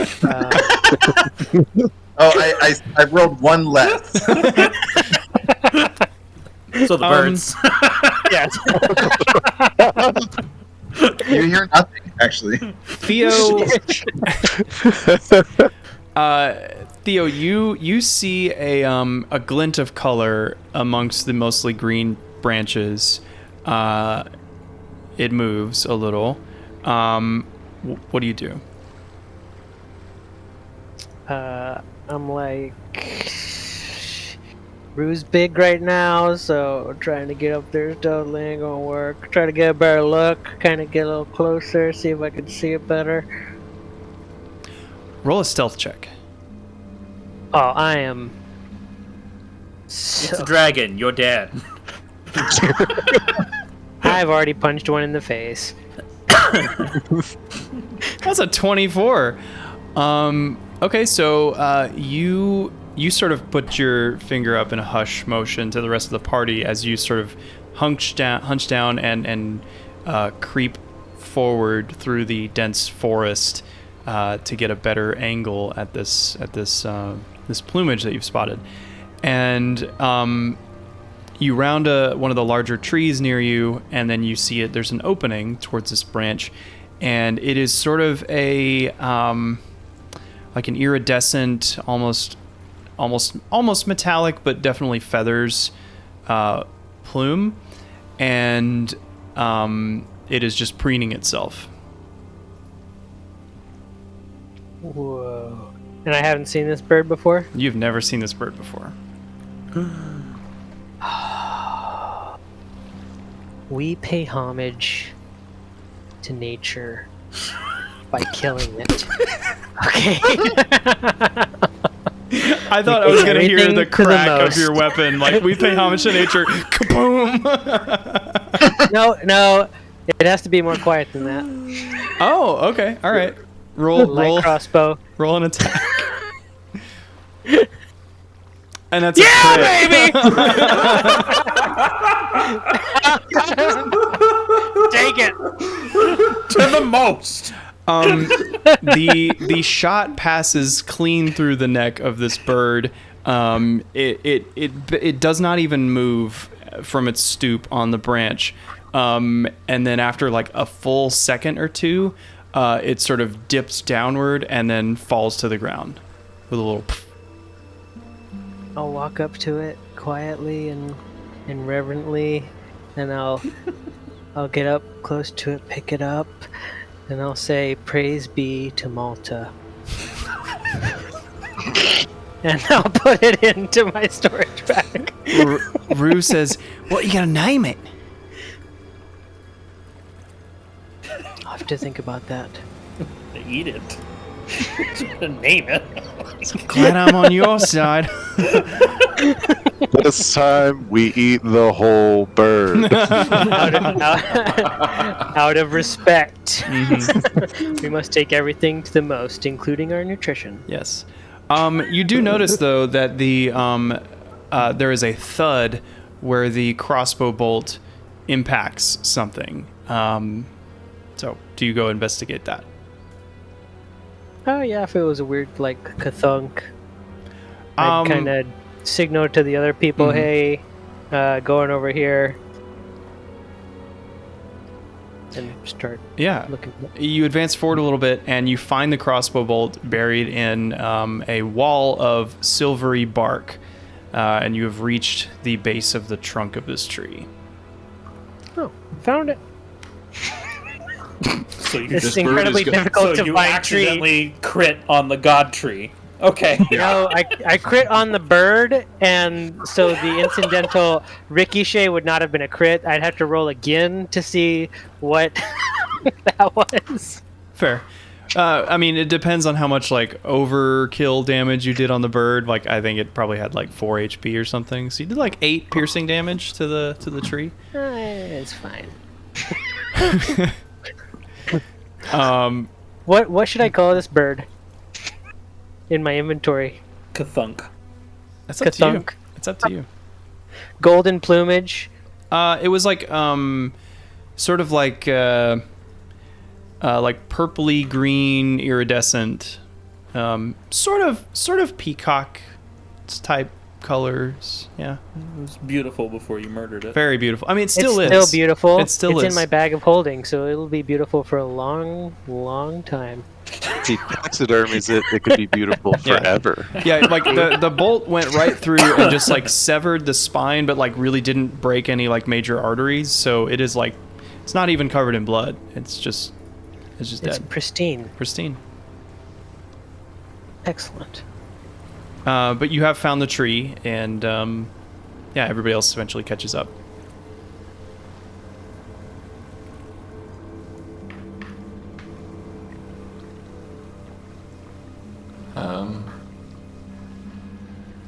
Do we want to have Sprout try to commune with this like she did with the Ultros? At least see if she can pick anything up from it at all. Yeah, I'll see if I'll join in.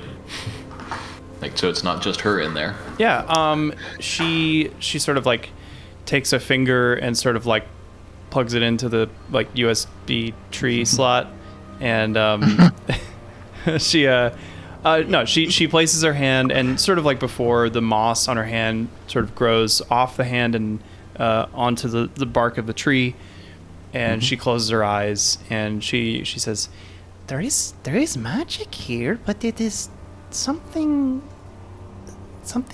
not of itself.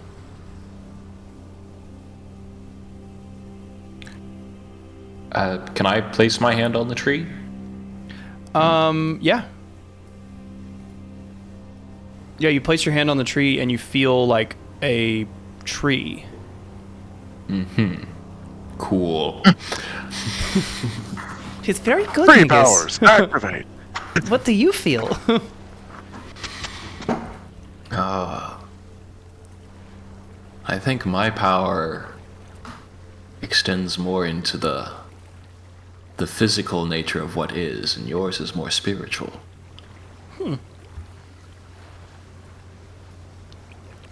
Well, it's strange. It is not totally different than what the Ultros is, but it is different.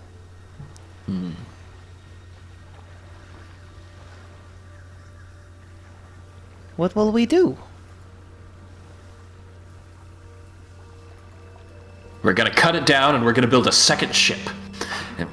You're here! Oh no, I'm joking. Vegas is not saying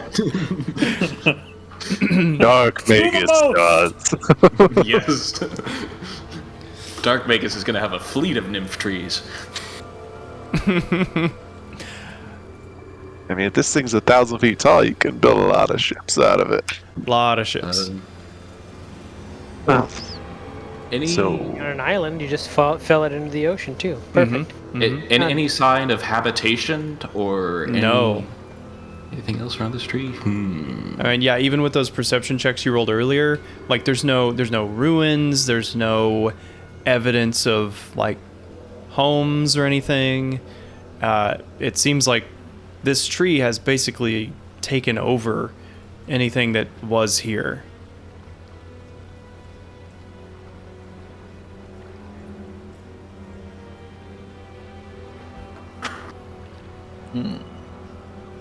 How about we, I guess, do a lap around the tree and see if we find anything else odd? 'Cause I feel like it's either that or start digging around it or start climbing it. Guess if we're looking for something tall with not a whole lot of cloud cover, maybe we can get all the way up to the top, but that's a Also, heck of a climb. Yeah, and I also like if this tree isn't right, if the island isn't right, I'm not sure we want to hatch our dragons here. Yeah, you do have a point. Hey, Rue, you want to fly up there and see if there's anything we can see? Let me ask my owner real quick. Get up there, buddy. I tell you what, I'm feeling adventurous. I'll ask my owner how I feel.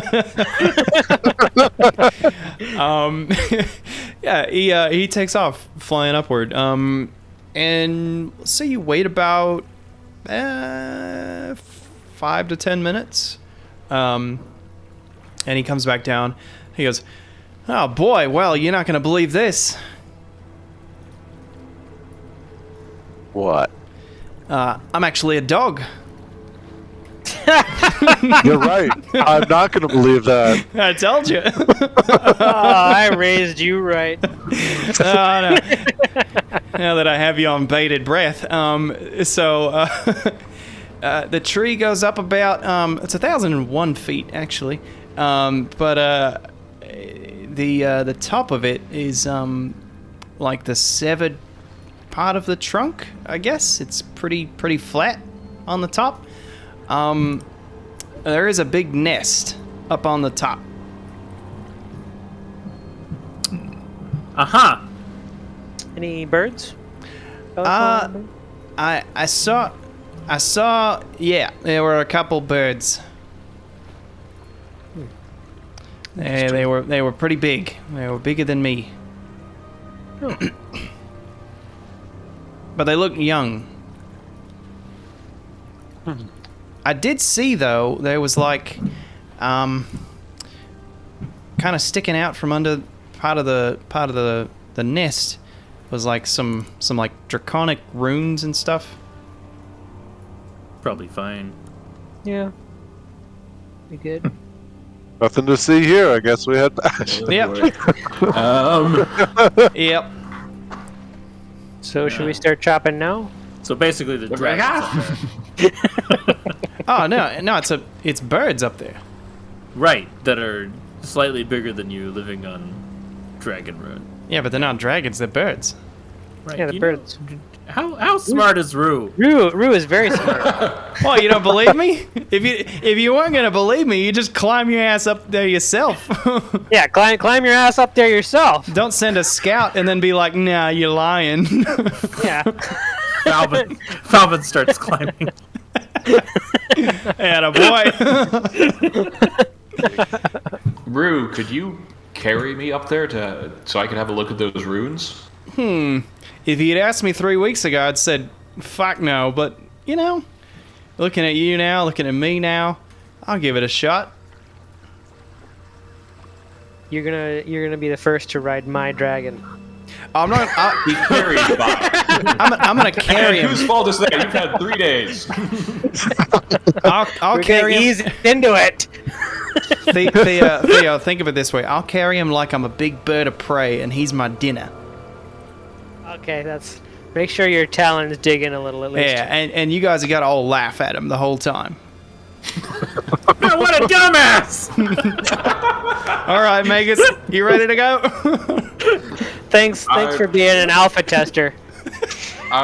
Whatever. Let's go and do it. He grabs you by the shoulders. Oh, you are heavy. Jeez. You guys can start laughing at him now. Make sure he hears it.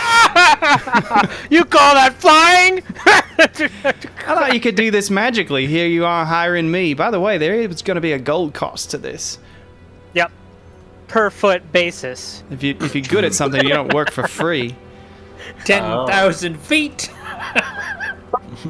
So you endure about 1,000 feet of Rue conversation. Yeah. Yeah, that was definitely going to be Shade's question as soon as Megas started up. It's like, I thought he could just cast fly. Right. You get like halfway up, and Rue is like, "Yeah, Magus, I could drop you at any time." But you won't. Well, just saying I could. Okay. Point made. Just saying I could. So you get about 100 feet from the lip of the top of the tree, or the severed half top of the tree, and he says, "All right, where should we go in? Because I don't want to fly too high and let these birds see. I think I'm bringing them home some dinner." Right. Yeah. Is there a good place around here that I could like start climbing from?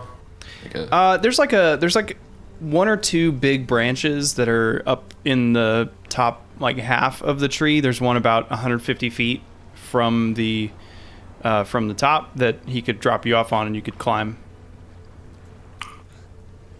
Any that are closer? I mean, I could fling you at the tree, and you could grab on. It's gonna be a little bit of a roll, I'd suspect.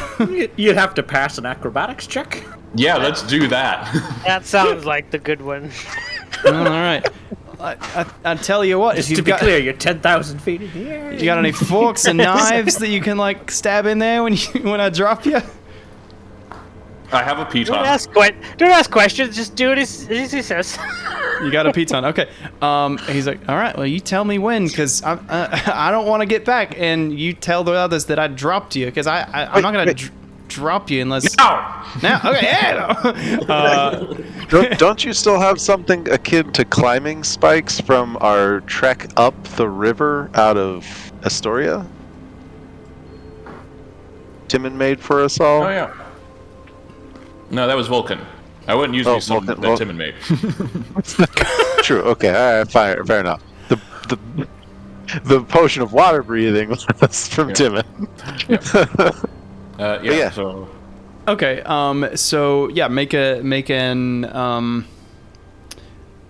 acrobatics check, like you said. Boom. Dirty 20. Yeah. So you lodge in a piton, but you also find like a decent crag in the bark for a foothold, and you are on the wall. And Rue says, "Oh, phew! I thought you were dead. Oh, that's okay. There's always tomorrow." I shake my head and start climbing. And I'm gonna watch you the whole time. And he just like circles around the tree, and every now and then, how's it going? Still climbing? Still climbing. I'm like the man in black from Princess Bride. Yeah. Make an athletics check. You reach a spot where it looks like you're gonna have to do a bit of a they call them dinos in the climbing community, but where you have to jump a little. Yep.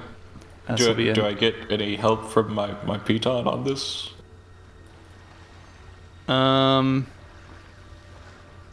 You don't get disadvantage.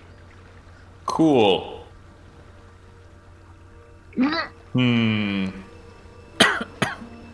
gonna use an inspiration to re-roll that.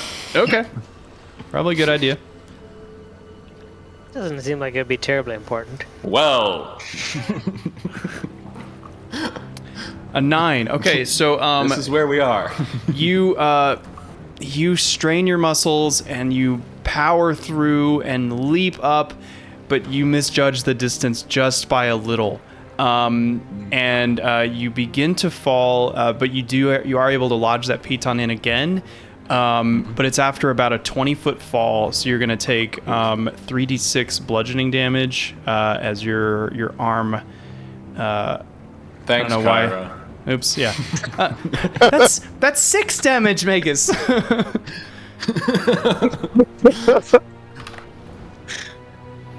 Like I look over and like she's just like sitting in a crook of the brat. It's like that's 6 damage to you. Okay, so this time make one of these checks, either nature, survival, perception, or investigation. Oh, I think I know which one I'm going for. Okay. Dirty 20 investigation. Yeah, so from this new vantage point of I fell here, you you see a route that you missed because you got onto the wall partway up it. And so by going over a bit, there is a much more straightforward route that takes you up most of the way. So you gain about 50 feet of elevation. I need one more check out of those other skills I mentioned. So perception, survival, or nature. Let's see.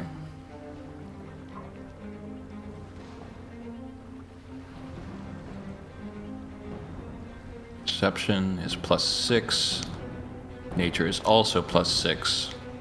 We're gonna go with perception. Okay. Okay. Yeah, you can sort of feel. You feel the breeze on your skin, but you hear like a gust of wind start to billow, and you have time to grasp more firmly onto the onto the tree as this gust comes through and likely would have knocked you off. But you are good, and then from there you are able to finish the summit up to the top. Okay. So I'm gonna need you now to roll a stealth check. Fun times. I mean, you don't have to, but I'm just saying, you know that there are really big birds up there. Cool. It's up to you.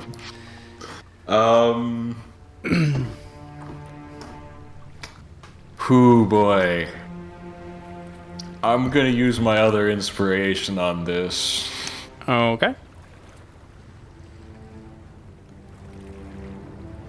Well, A 13. You hear like sounds like fighting over scraps of meat. The sound of beaks like clamping shut and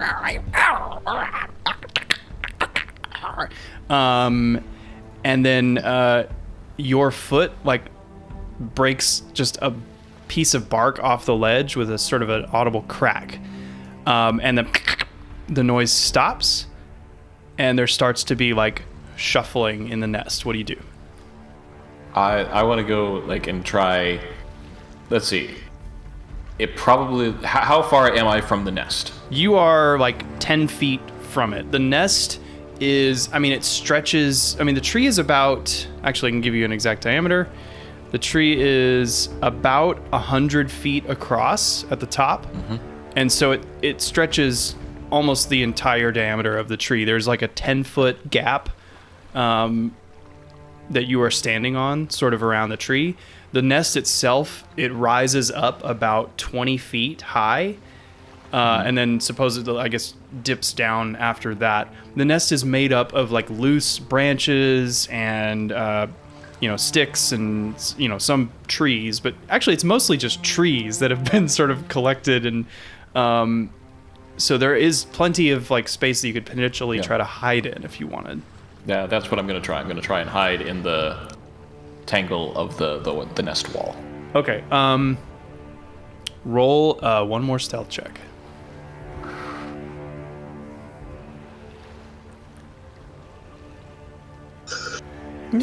Been nice knowing you. That is a nat 1. You snap a branch as you are looking for a spot to hide in, and these birds, you can feel the weight shifting the branches above you as they are moving in your direction. Give me a free perception check while you're in there.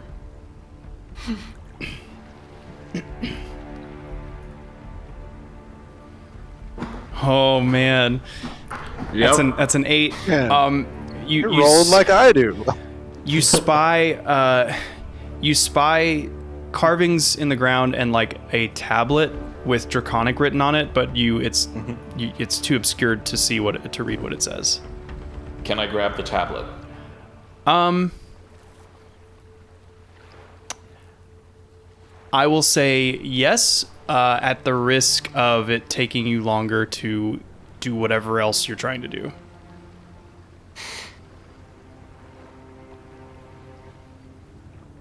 So what I intend to do is grab the tablet and jump. Okay. All right. Roll initiative for me.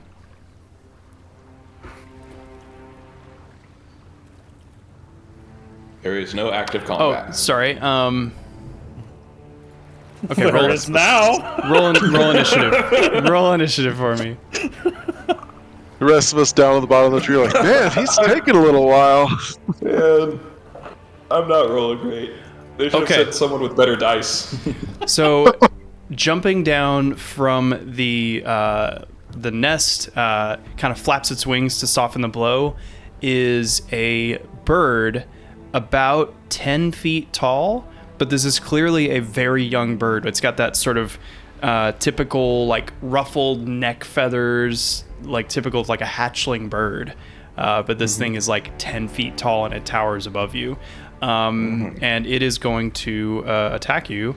So it's going to make one beak attack and one talon attack.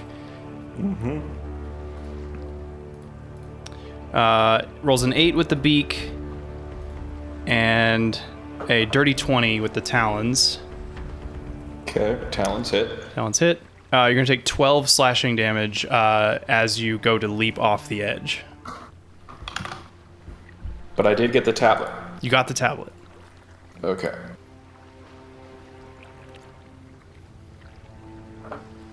Yep.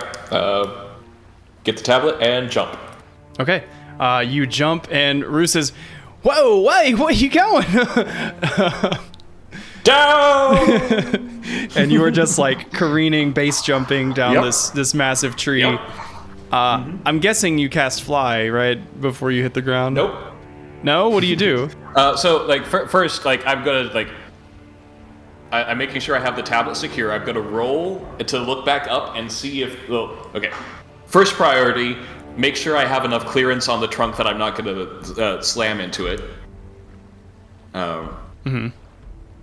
Second priority is roll and look back up to make sure they're not following me. Yeah, they're not.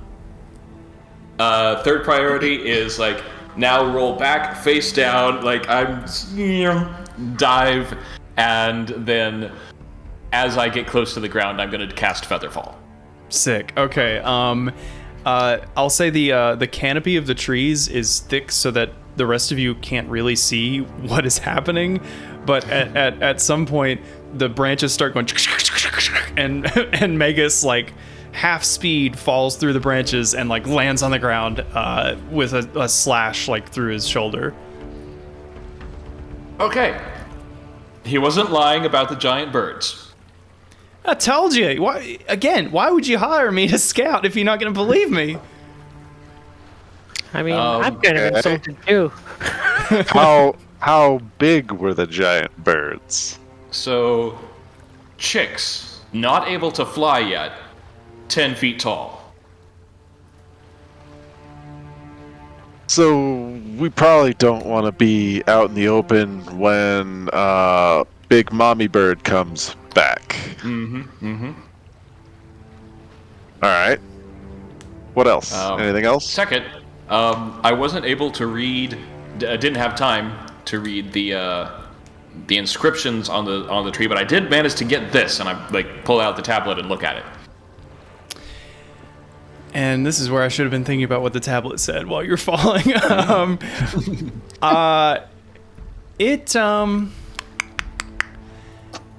It says, "Thanks for visiting. Have a wonderful day." This coupon valid at any. We've been trying to reach you about your car's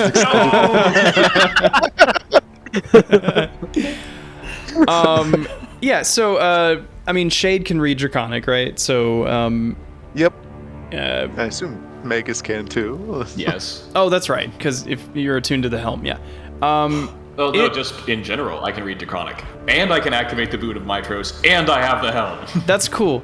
All right, so, the... That's cool. The tablet is written, it seems like, by somebody who is, like, of a similar role as Aesop, like, not a dragon, but somebody who sometimes traveled with dragons, or maybe a dragon lord. It's not really signed, but it just sort of documents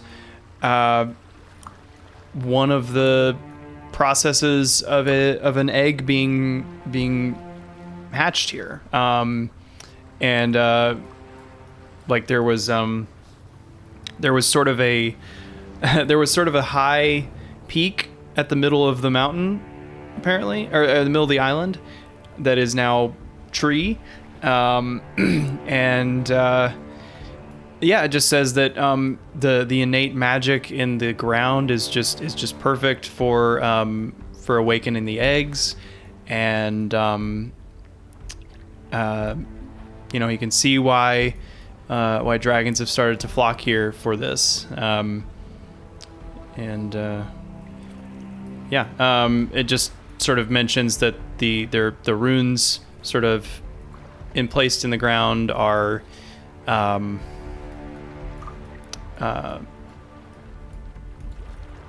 good, because I cannot think of words right now. Okay.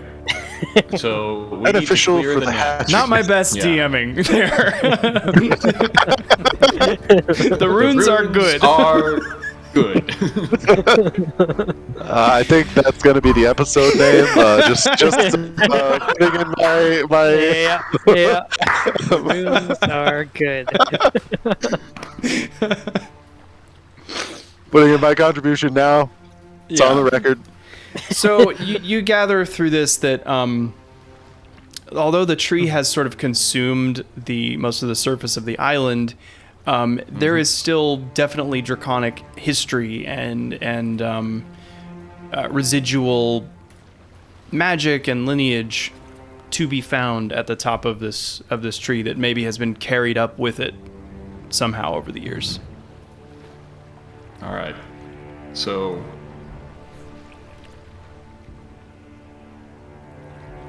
it seems the runes are still present up there. Could probably still hatch some dragons. But there's a giant nest in the way. Let's kill him. Yeah, I'm not seeing a problem. Massive birds. We can all Great. eat. What kind of plumage did they have? It hadn't come in yet. They were still like Scrawny in their like little and- chick feathers. Mhm. Yeah. Little downy feathers. Maybe we give them a little bit more time. Yeah, like 3 months We're or not so. coming back later just so we can tell you what. If the mom comes back, then you can have her plumage. You can take care of the mom and have the plumage. Yeah, that's fair. Well then. Now we all got to get up there.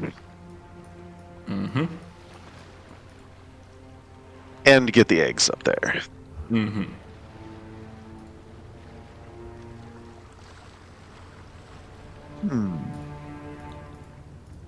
How are y'all going to do that? Question. Yeah. I'm just going to ask a quick question. When Vulcan described the capabilities of the Keladone, Yeah, uh-huh. what was its capacity? I mean, I said modified bag of holding, which is like 500 pounds and like I can't remember how many cubic feet. I will expand that a little, maybe double it, say 1,000 pounds. Okay, so we should, in theory, be able to fairly easily fit both eggs in the Keladone.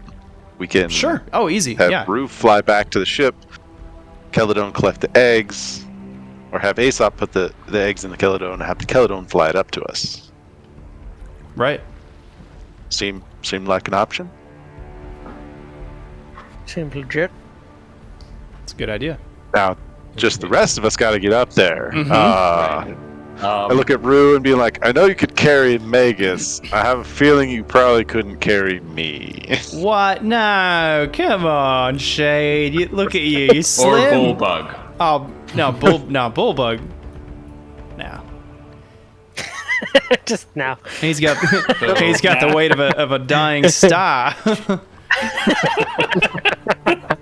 Whatever that is. He's got his own gravitational pull. No, we understand. If there were a way to keep hidden, like Sprout and I, like we've been working on a new spell that could pull everyone up there. But it would take some time.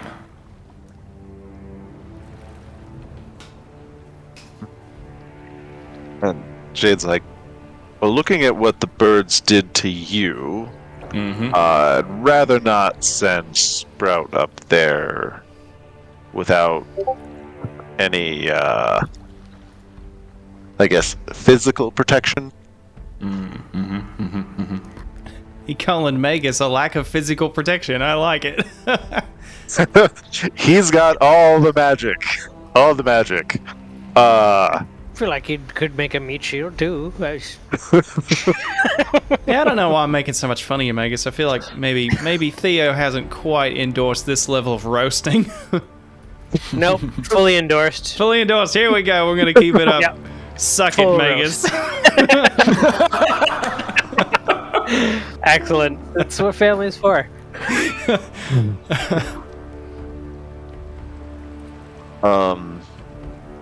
Well, We spend the rest of the day climbing. I mean, that's basically like our option. I've got 10 pitons.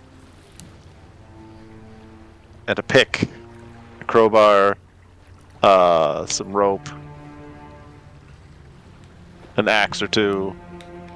I believe Actually, multiple of us have a potion of climbing, and we also have some other things that are interesting. I've got a climbing gear, I've got grappling hooks, I've got pitons, I've got things.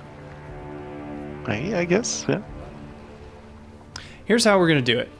So the intention is to get up the tree first, and then have the Celadon once it's safe, bring the eggs up. Yep. So what we're gonna do is we're going to go into an initiative, not a combat initiative, but I do want everybody to roll, and then we'll just go up the mountain in skill challenge format, and you can use any of these tools to assist you as you're going. So anybody who's going up, go ahead and roll. I would like a point of clarification before we proceed to this momentous occasion. Was the grappling hook for my weapon ever made? And I if think so, how does it work? I think so, and I love how we just didn't come up with that. Like, Yeah, I'm realizing now we never circled back. It comes up only when it's needed. I think it would have a maximum range of maybe like 120 feet, and if you fire it and it lodges, you would then have a rope to essentially climb up to that point without really having to make any check at all. So it would be a good way of like, oh, we're getting pretty close, I'm going to set a rope, and then we just climb the rope up. And we'll say that, yeah, you do have that, and we can iron out the details later. Yeah, so about the last 12% of the way I can get us. So we just gotta, get 88% of the way up the tree before I can use it. It's fine, guys. If we all drank a potion of climbing, we could get up there in 3 minutes.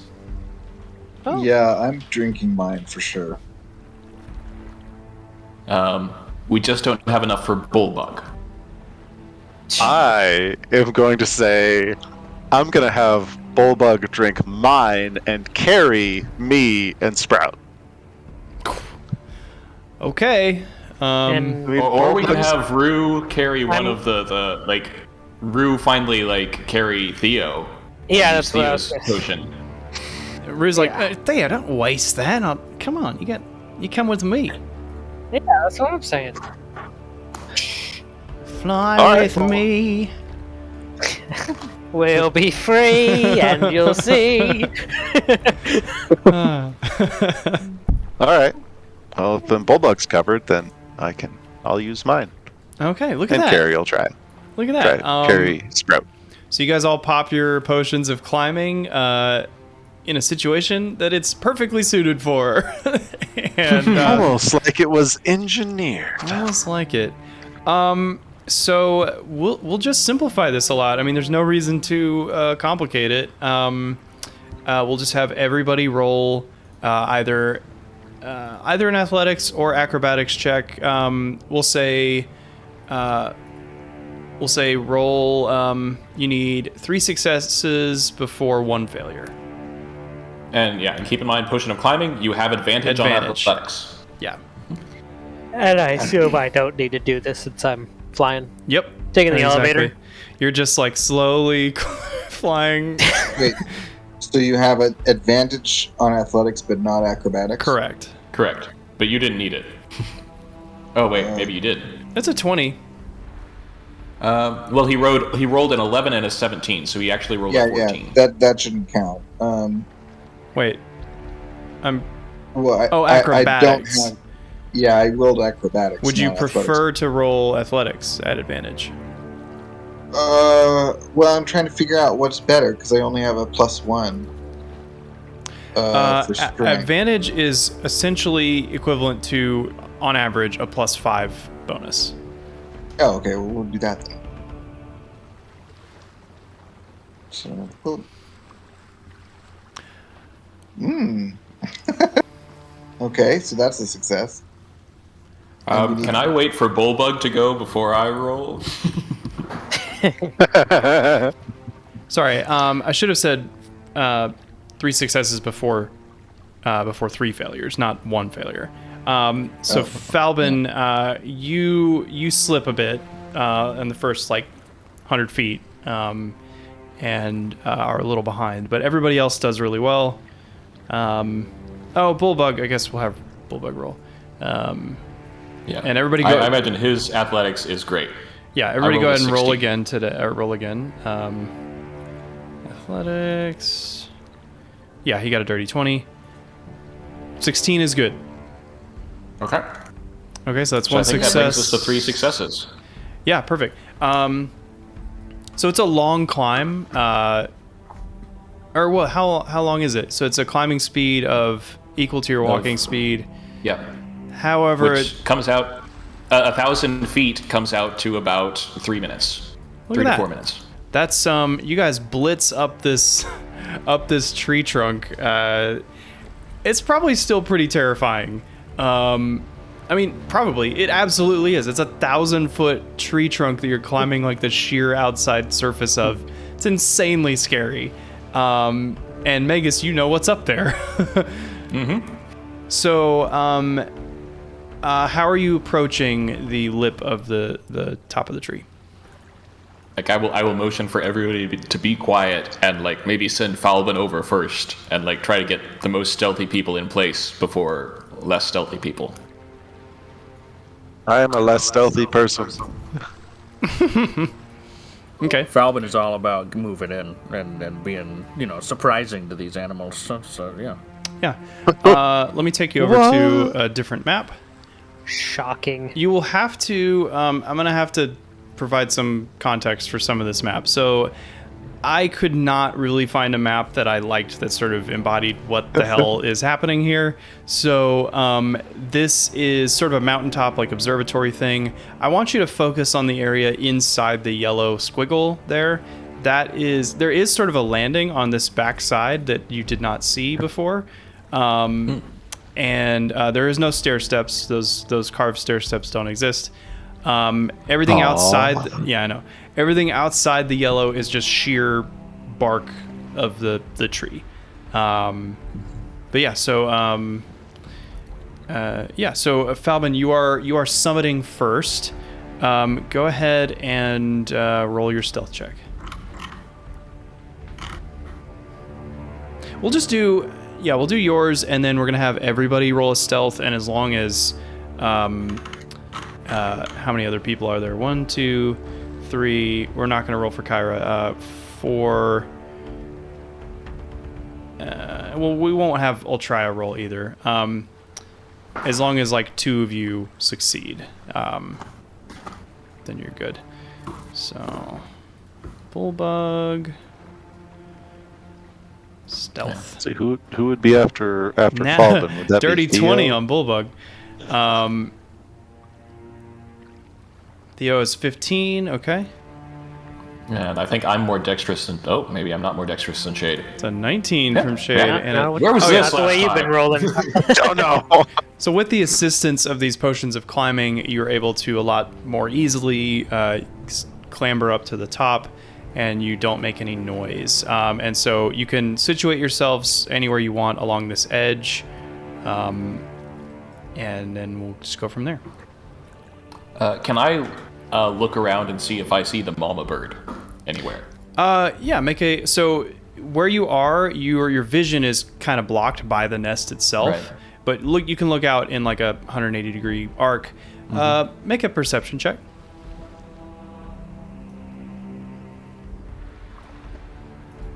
17. No, you don't see it. Okay.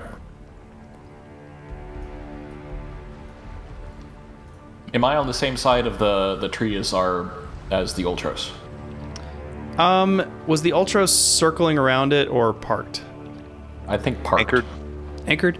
Yeah. Okay. It's on fire. Well,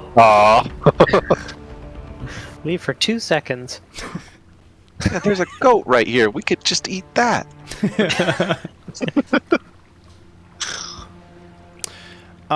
Yeah. So what are we doing? Well, we didn't really talk about a plan once we got up here, so Now you have to I whisper a guess plan. now we're kind of like, I assumed we're just trying to, as kind of heartless as it is, we're gonna basically trying to kill these birds and take over the nest, right? do I know if the nest needs to be gone in order for the runes to work? Make a history check. At advantage because of the tablet you found.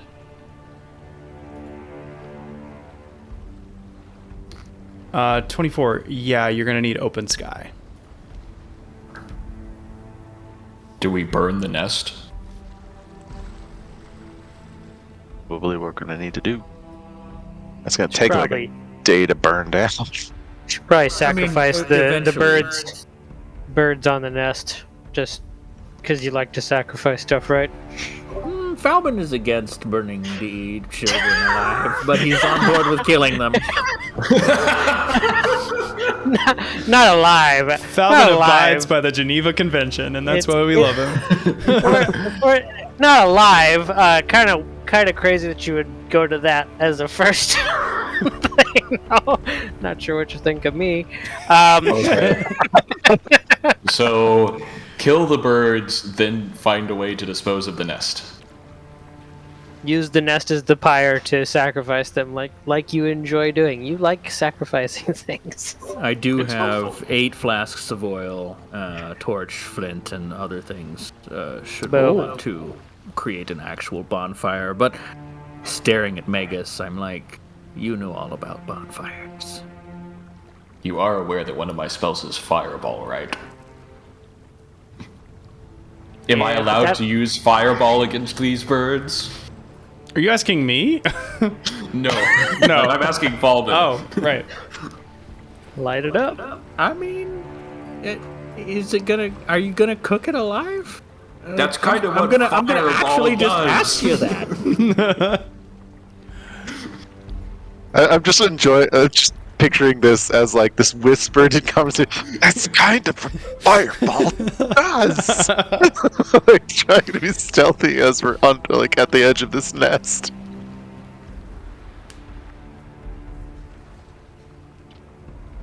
Shade's kind of like, well, if we're taking him out, then Okay. let's go. Yep. And Shade's gonna let Falbin go first, but he's like, let's go. Well, Falbin would launch a dagger. At I mean, I think what? we have to climb into the nest. Yeah. It's a 20-foot yeah. bramble wall. At Magus is where the dagger would be going. Oh, you didn't hear him specify. Oh, Ah. right. Yes.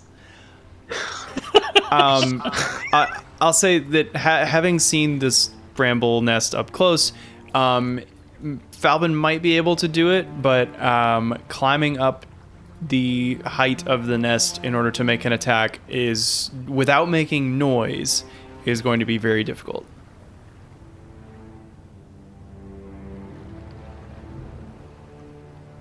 Well, you know, Falbin has never shied away from the difficult, True. and the surprise round is enticing. You guys could also stack on top of each other like circus clowns and What? give Falbin a 20-foot, like, you know, just jump on each other's shoulders. Bulldog could just toss him up there with like a flick of the wrist. That is true. Falbin on Shade on Bulbug. I mean, all right, let's do this.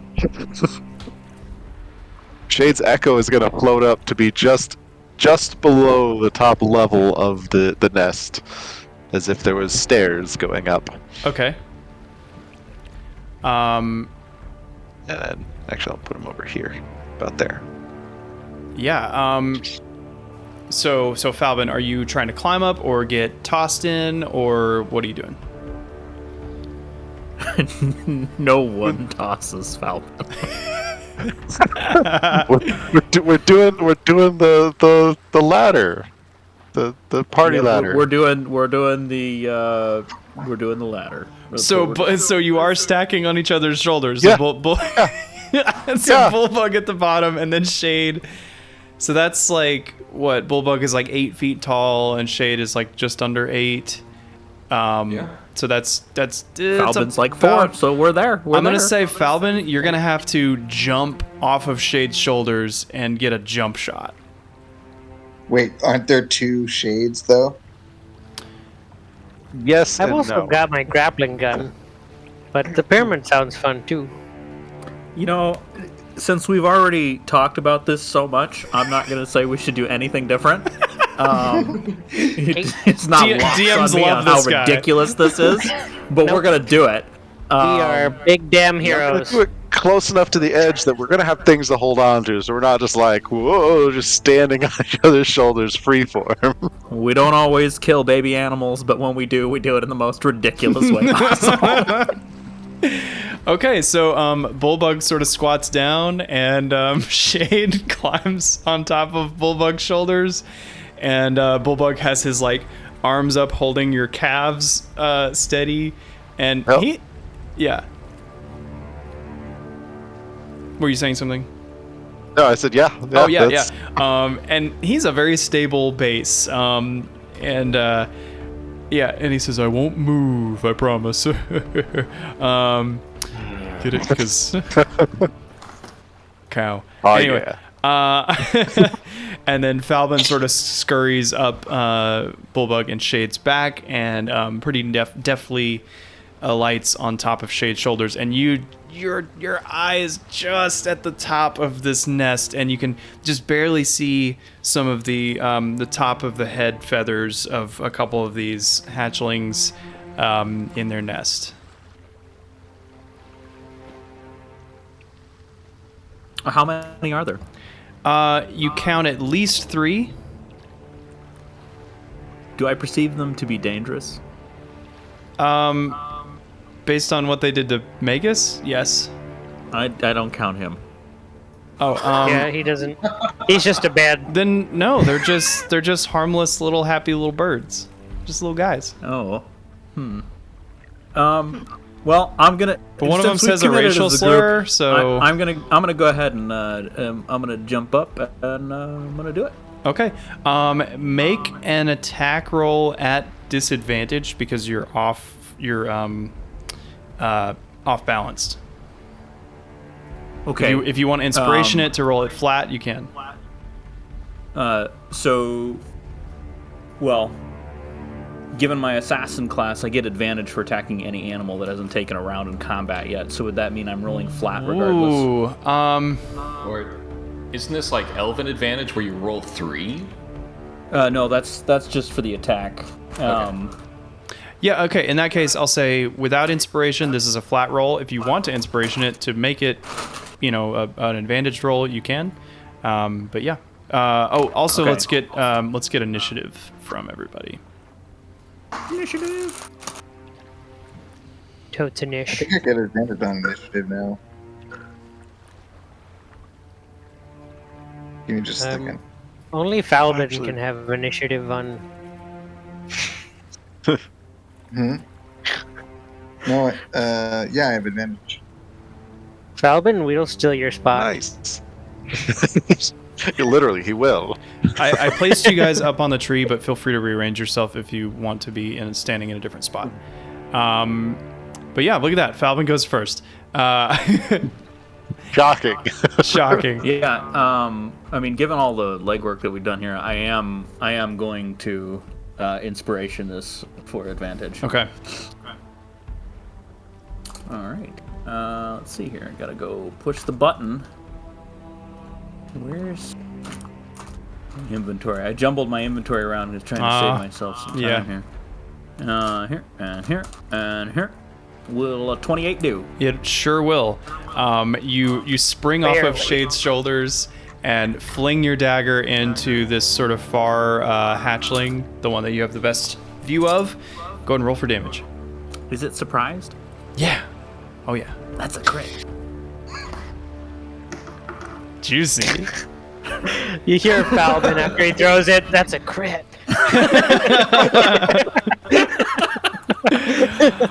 Tell me how you do this. Yeah, so I mean, it's kind of precarious. Like this tower of humanoids is kind of wobbly. As I like kind of jiggly stand tall, I make a surprisingly athletic jump and throw my dagger right through the little noggin. Amazing. Chicklet number 3. The other ones, like, they cry up into the air with a screech, but they are surprised. Shay, or sorry, do you have a bonus action or anything you want to do? I do. I'd like to just chuck the dagger at Chicklet number 2 with disadvantage. Since I am in this awkward position, I'm assuming I'm throwing this at disadvantage regardless, and then -5 to hit because it's the bonus action thing. Yeah. Mm-hmm. Cool. Your assassin thing doesn't apply since it hasn't taken a turn. You're right. Or is that only it once? Still hasn't taken a turn, so I'm still rolling hasn't. flat. So that, yeah. Shane, thank you feel Falbin just like jumping again off of your shoulders. I'm not done yet. Again. Will a 24? 24 will do it. For 11 that'll be damage. It's not going to kill it, but it doesn't like it. Okay, Shade. Falbin is on your shoulders. What are you doing? Did Falvin, you weren't gonna like step off of my shoulders onto the edge of the nest? Yeah, I was planning to. Oh, that's fine. Get off the shoulders onto the nest and then kind of climb down a little bit. Yeah, that's okay. I'll say you can scramble down to like right here. Oh, into the nest? Is that what you meant, or up on the edge? Oh. I'm gonna try something. Yeah, I'll be right here. I'm gonna climb into the nest. Okie dokie. All right, Shade. Falbin has jumped into the nest. Yeah. So my echo is gonna move forward till it's clear, and I can see where it's gonna be. So I'm gonna move here and use my bonus action to swap teleport. Amazing. So now my echo is standing on Bulbug's shoulder. And I am standing next to Falbin. And as much as it is not the best thing to be attacking baby birds, I'm gonna attack some baby birds. Wait, what was that? Take this moment. Sorry, I was to see how just proud I am rolling. of everyone. I was rolling initiative for the hatchling. Okay. It's like, was that big bird coming? I mean, given how quickly these things are going down. Yeah.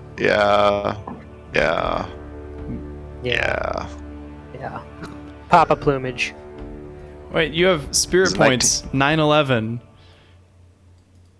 Yeah, that's how many I've used. 9 out of 11. I'm never that I gonna have. forget that.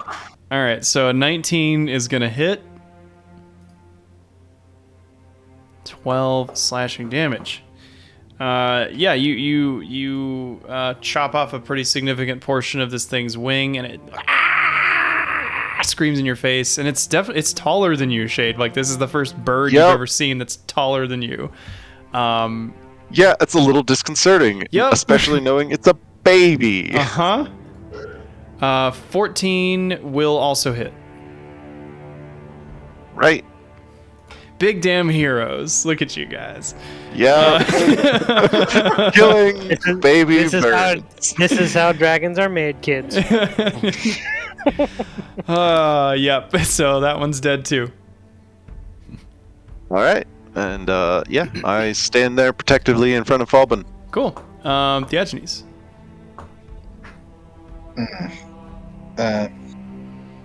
You really need my help with this. We will in a moment. All right. Well, where am I standing? I'm still outside the nest. Yes. Yeah, there's a 20-foot high nest that you're directly adjacent to, and the surface of the tree trunk is in about a 5 to 10 foot ring around the base of the nest.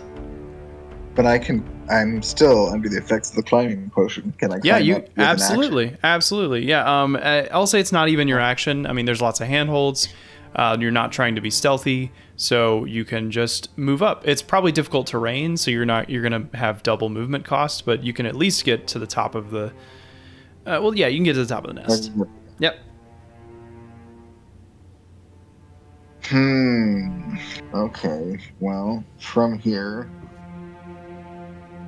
I'm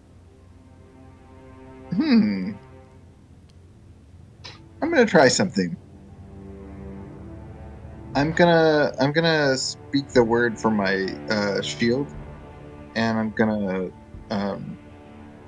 try to absorb this recently deceased bird here. Okay. Yeah. For sure. Find out what its trait be. Okay, I'm trying to remember exactly the mechanics of how that works. Let's see. Golden Shield of Vulcan. The user can present the shield and say a prayer. When they do so, the deceased creature's corpse sets alight with consecrating flame, and its essence is absorbed by the lion's mouth on the shield. Hold up. Is this a good idea? I mean, in you terms kill the of baby, you're gonna start a fire, and I'm gonna give you a in decent. the middle of a nest. I will give you a decent trait that you will have for 5 rounds. You're not gonna get can crack out of an egg, that's your new ability. No, I'm just asking whether you can swallow its mother's vomited food. Yay. No, I'm wondering whether I'm gonna set the whole damn nest on fire. I will say, this being a consecrated flame, no. Okay, then I'll do it. Okay. You say, I don't know if you have words, but you say a prayer, and the baby bird sets alight with this consecrating flame, and the dragon's mouth absorbs the essence that is released from it. If you spend an action, you will then gain the following trait for 5 rounds. You would get Pack Tactics. Basically, you would have advantage on an attack roll against a creature if at least one of your allies is within 5 feet of the creature and they aren't incapacitated. Nifty. So yeah, you'll have to use an action to actually activate that, and then once it is, you have 5 rounds and it's gone. Right. But that's cool. I like that you're using it on literally the first opportunity to use it. It's very cool. Okay, we'll say is that an action to do that? I think it is. I imagine so. Yeah. Anything else you would like to do?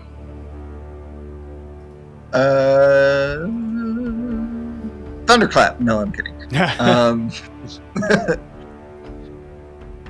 Although I could. No, I think that's my action, so. All right. I'm good. Okay, Megas. So I'm gonna climb up to. Well, are these medium? They are large creatures. Oh, you know what? Oh, we goofed it. That's okay. That's okay. All right, so we'll just allow it. We'll say these are I just big enough to be large. Who knows? Okay. I think I can climb up to here. Uh-huh. With the potion if it's difficult terrain. Mm-hmm. Let's see. That puts me within. Fantastic. And I'm going to say, look at all those chickens, and cast Rhymes Binding Ice. He derides me for including memes and then says, look at all those chickens. Oh, yes. Rhymes Binding Ice. Okay, so which ones are getting hit? These two? Yep. Okay, so they make a Constitution saving throw. Yep. Let's see. That is a 21 and a 13 on the back one. Okay. Let's see. 3d8. Yeah, I'll take it. So the that's one that- 14 damage to the back one. Okay. And the one in front takes 7 damage, and the one in the back is frozen, unless it takes Frozen. action to get out of it. Love it. Okay, cool. Amazing. Anything else? I think that's all. Yeah, I think that's all. Okay. Bullbug says, I think you guys got this. Theo. Why is he here? We're gonna find out in a minute. I'm gonna shoot my musket. You're gonna have to climb first. Well, I'm gonna do that, of course. That would be ridiculous. Oh, actually, Rue carried you, so you don't have the potion of climbing. Yep. So I would imagine he would just kind of flown me up to the top and drop me off. Yeah, if you want to have him use his movement and action to get you up on top this round, that's totally fine. Sure. Is this on top? No, it'd be like up by where Magus is. That's on top. So then we'd both. Okay. Yep, perfect. Okay. So I will fire. They're my all mushroom. injured, so really take your pick. Go for the one that you're about to see the attack animation on. 17 hits. Killing it for 15 damage. Boom. Ah. I'm gonna getting my turret out. That's a bonus action, right? Is an action to deploy it and then a bonus action to fire it. Okay, then that's not gonna work. Yeah, I will say that that's me then. Okay.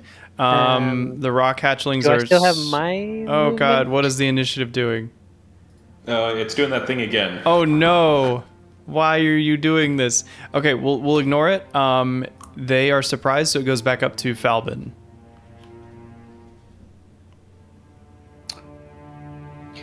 I just want to take a moment and appreciate the fact that you all have become my people. We are here bonding over killing birds. And this is the most team bonding experience we have ever done. This is what it's really about. So, Just thank And you. there's like even that. one for each of us.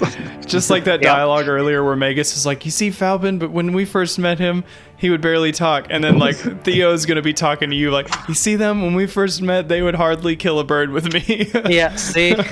now they're killing chicks. Mm-hmm.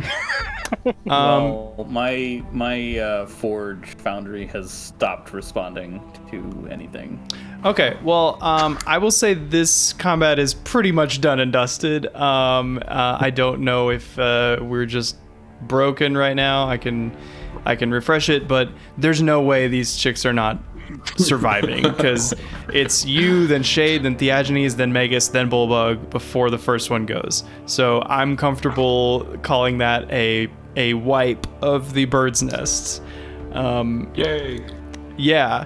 Okay. I know we're about at time. So like, what is sort of the nest falls silent, and you guys are pretty much unscathed. What are we looking into? It's like, okay. Unless we're really, really lucky, the moment we start burning this nest, we're gonna attract Mama's attention. I say we just- set up a trap. Just guessing. We get everything in place to burn this down, and we wait for the mama bird to come back, and we hide.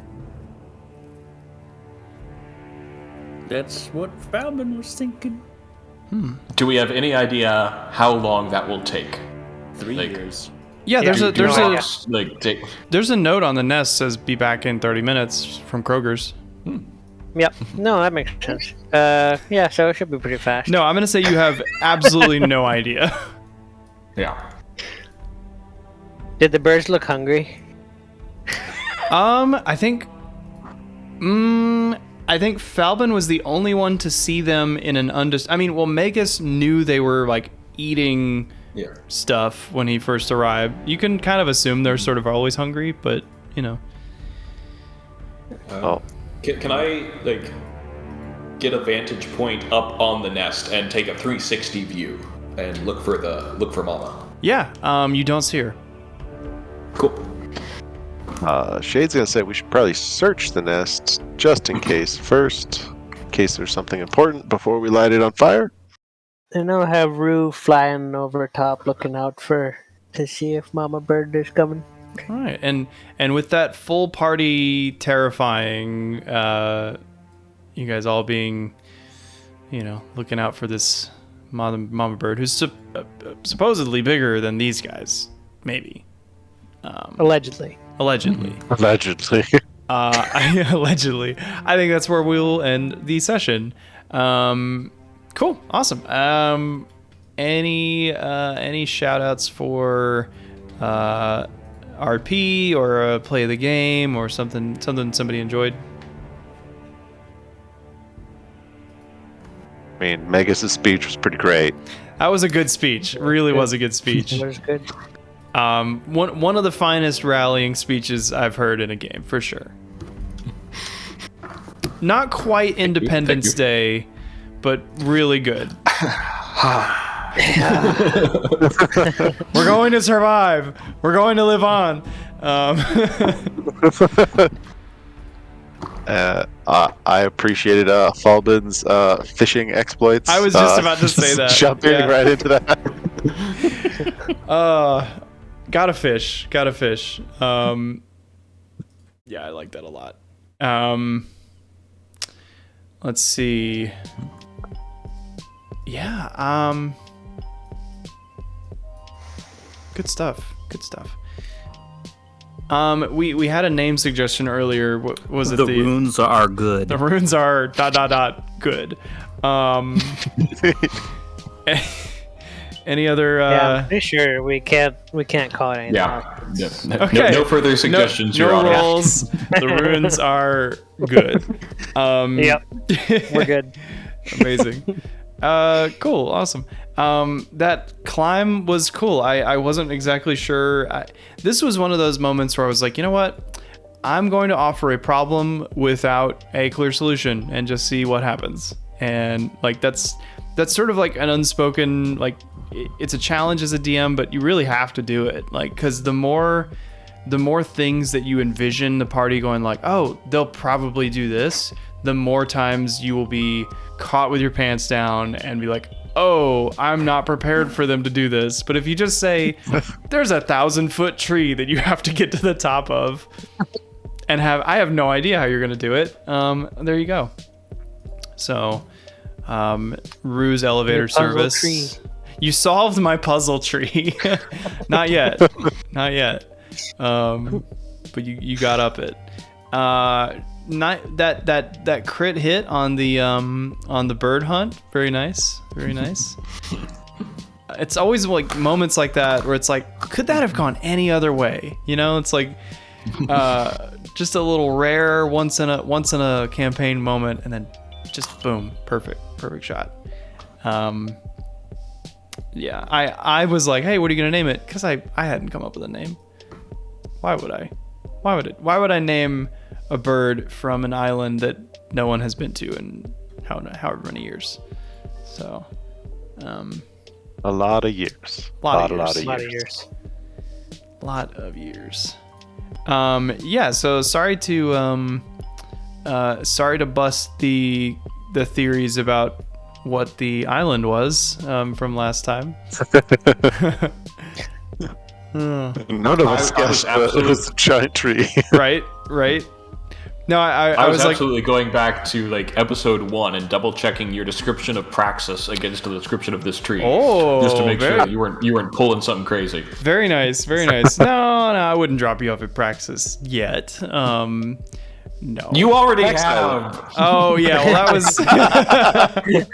wasn't my fault. Yeah, but that wasn't as a party though. That was just one. Right. Yeah, that didn't count. Alden almost soloed the boss. I really liked. Whose idea was it to use the Keledone to bring the eggs up? I know you haven't done it yet, but That Shade was is angry. was that yours? That's a good idea. Like you said that, and I'm like, oh shit, like that's really smart.